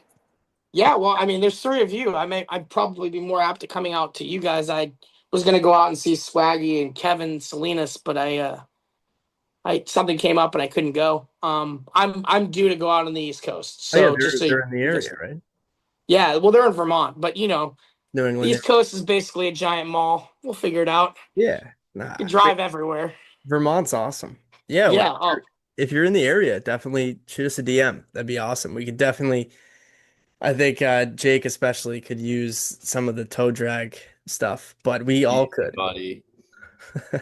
Well, yeah, and honestly, if you guys ever want to do this again, like, just let me know.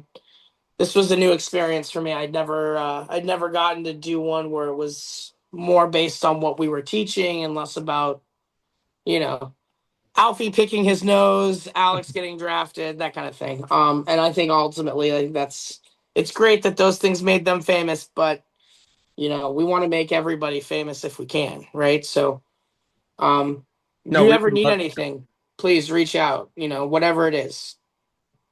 Thank you. Yeah, we definitely would love to have you on again. I feel like it's kind of the surface that we scratched here in terms of what you guys do over there and at Turcotte School. So, it being more of a school than just skill development on the ice. And it sounds like you really impact a lot of kids. So good for you. It's awesome what you're doing. We appreciate your time. And yeah, that's all we got. We'll definitely have to send him over some of that merch. Yeah. Oh, yeah. Absolutely. Oh yeah, we got it right here. We'll send you one. You'll have to send me your address. Yeah. What was it? What's it say on it? So it says merch? puck don't lie. I like it. Unless your head's down. Very true. Gives you some idea of safety when your head's down, but you're not safe. You're looking down. Yeah, I got to show people what it says, but I'm not too tall, Nick. I'm 5'10", so I think most people can see it. Tall's a matter of perspective. I'm 5'6". Well, there you go. I mean, that's why your hands are so good too. Yeah, well, they had to be. That's what you're 5'10". That's why you had to be in the net. Take up the space. Yeah. Plus, I'm a little crazy too, but it's a combination. And I couldn't skate. I couldn't skate when I lived with a goalie in college. He had to touch every doorknob before he'd leave the house. Really? Yeah, he told me he touches both posts before challenging the shooter. So why wouldn't he touch every doorknob before challenging the world? He was a special guy. Sounds like it. I love that though. Yeah, he played lax goalie too. He might have been a little bit more nuts than you. For sure. I always say I'm the not crazy goalie, but I think a lot of them say that. There's always, well, that's like when goalies say, "Oh, yeah, we're the best skaters on the team." That rumor was made up by a goalie. Yeah. No, you're right. And people always said that to me too, and I'm like, yeah, maybe that's true for people in the NHL, but not me. Like you only use your inside edge. It was a joke. Come on. Yeah. I could not skate. I actually self-taught myself like with forward skates because I was just a goalie just my whole life because I couldn't skate. I was like, I'll just sit in the net, and I enjoyed it. I've never met a power skating coach that was like, you know what, that goalie's inside edges, they're just amazing. God, But hey, you're probably the first one. You're the first non-crazy and the first one that can cross over both directions. Well, that's awesome. Yeah, not bad. I can No, it's great. It's great. I'm all for it, man. Like we're all the same. Like they said, that hockey community thing. Like whether you played pro, whether you played, 5 games in the Z League, it doesn't matter. We all love the same thing, right? So, hell yeah. Absolutely. all right, boys. Well, you Best guys have a great night. All right, and I really appreciate it so Thanks much. for coming on, man. Thank you again, man. Yeah, You boys. appreciate it. Take care. See you next.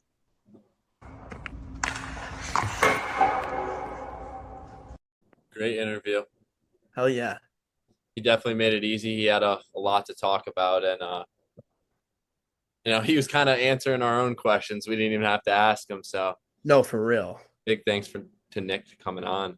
Well, I think what it was we just got pretty much a week off of podcasting because we got to just sit there and listen and kind of Yeah. learn about what he does and kind of his family's backstory. Obviously, his brother, his dad, his grandfather. Um, I think the development side though is so interesting and like his takes on it and yeah, I mean they've been in it for so long, but kind of hearing how they've been able to modernize it throughout the years was super cool as well. Yeah, definitely a very, very bright hockey mind. Like some of the stuff he was saying is stuff I'd never even thought about. the way he describes the game, and I mean, at one point he said Crosby wasn't talented, and I was like, "What's going on here?" But what he Yeah. said, What's this guy talking about? what he said though made a lot of sense of just that people kind of give talent maybe sounds like it was just born into you. But Just thrown around a lot. I agree with that. I loved when he went into that because it's like no matter who it is and who you're watching when they're at that level, it's like you can't just watch the final, presentation of the player, whether it be in a game or, Stanley Cup final. It's like the amount of work that's gone into it to get yeah, to that point. So people love definitely, to simplify that skill stuff for sure, like McDavid. And it's like what he said, yeah, it's definitely true. It's like, yeah, you see the highlight where he went through five New York Rangers and then dangled the goalie. It's like, yeah, because he does that in practice like every day. So, yeah, it's just a numbers game, right? You gotta get the reps in, and at the end of the day, that's the work. And what I wish I said to him is just the puck don't lie, right? At the end of the day. You put the work in, you get the results. The puck don't lie, baby. Puck never does. never does, never has. Men lie, women lie. Puck don't lie, baby. Puck doesn't. The puck tells the truth. That's the second hat we're gonna make. The puck tells the truth. Yeah, by the way, how about the fact that Jake's just sucking strawberries down? He's asking him questions and then just I sucking did one. whole strawberries too. That's insane. Big mouth. Fit a lot in there.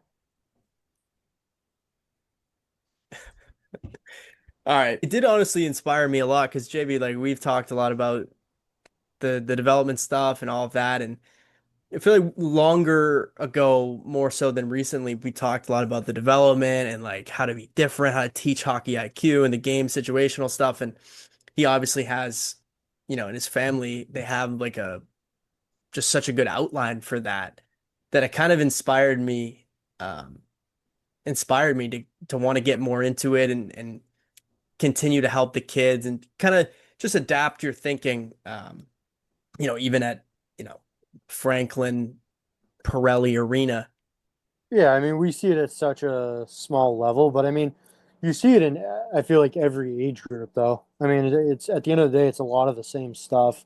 A lot of what he was talking about, I think, you right now obviously could bring that into your training and what you're trying to get through to them. But I think at every age group, it really is just how you look at the game and what you bring into it. Like I loved his point. Like he talked a lot about off ice and showing the players. Like I think one thing he brought up was having them pick a player to try to replicate their game after whenever they get on the ice type of thing. And it is so true because I think for the vast majority of people or players, I can speak for myself, even just learning habits.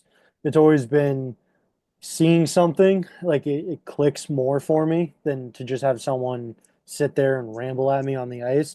So you're kind of killing two birds with, two birds with that in a sense where it's like you're not taking up ice time, right? Valuable ice time, but you're also looking at it in a different way. So For sure, the third person view or the bird's eye view. Yeah, because it's hard to really understand things in the moment while you're doing it. So it really did just give a great perspective on that. Adding video and off ice stuff, the roller hockey. He even talked about guys. He said there's some pro guys who lift with their gear and their skates on. I wish I asked him about that because you got to get a video of that, dude. You want to go viral? I've heard a little bit about that. I just can't even picture it. They're literally they have to be on maybe they're in the gym with like Gym. Like on rubber. We're gonna get Jake. He's gonna be fully dressed. We're gonna have him do some squats, full gear. Content. Send you a video tomorrow morning. Fuck it on. It'll be on your story. You'll find a way to get it on there. Yeah. No shirt. No shirt. And they'll be like, "No, I was just doing it for my podcast." Wink. Nah, that was great. He was a good dude. Funny guy too. Like a lot of information, and us pigeons were kind of at some points probably just like trying to follow along and listen, and then he would answer our own questions, and we're like, what are we gonna ask him? What are we gonna ask him next? But he was very entertaining, and yeah, it was a great interview. Yeah, so we really appreciate Nick, if you're listening, and yeah, we'll have to get you on again. We'll definitely send him a hat in appreciation. And that's all from us at That's Gross. We'll see you guys next week. Another special guest. Very special. Puck never lies. The puck don't lie. Have a good week. The bar don't lie, and neither do I. I'm on a permanent vibe, yeah. One way or another, me and my brothers, we been keeping it live, yeah. I feel like my time the whole time, while barely believing in time. Yeah, I might get on the mic and talk about life, I don't even need it to rhyme. Fuck rap, I'm still hitting the spot, it's like I'm deep inside. The crib is a tidal wave, why would I leave this vibe? I spend most my life on demon time, the rest I'll be retired. To get what we got, you gon' need to sign the deals that we decline. This whole place and the culture we design. No cap. The bar don't lie, just give it time.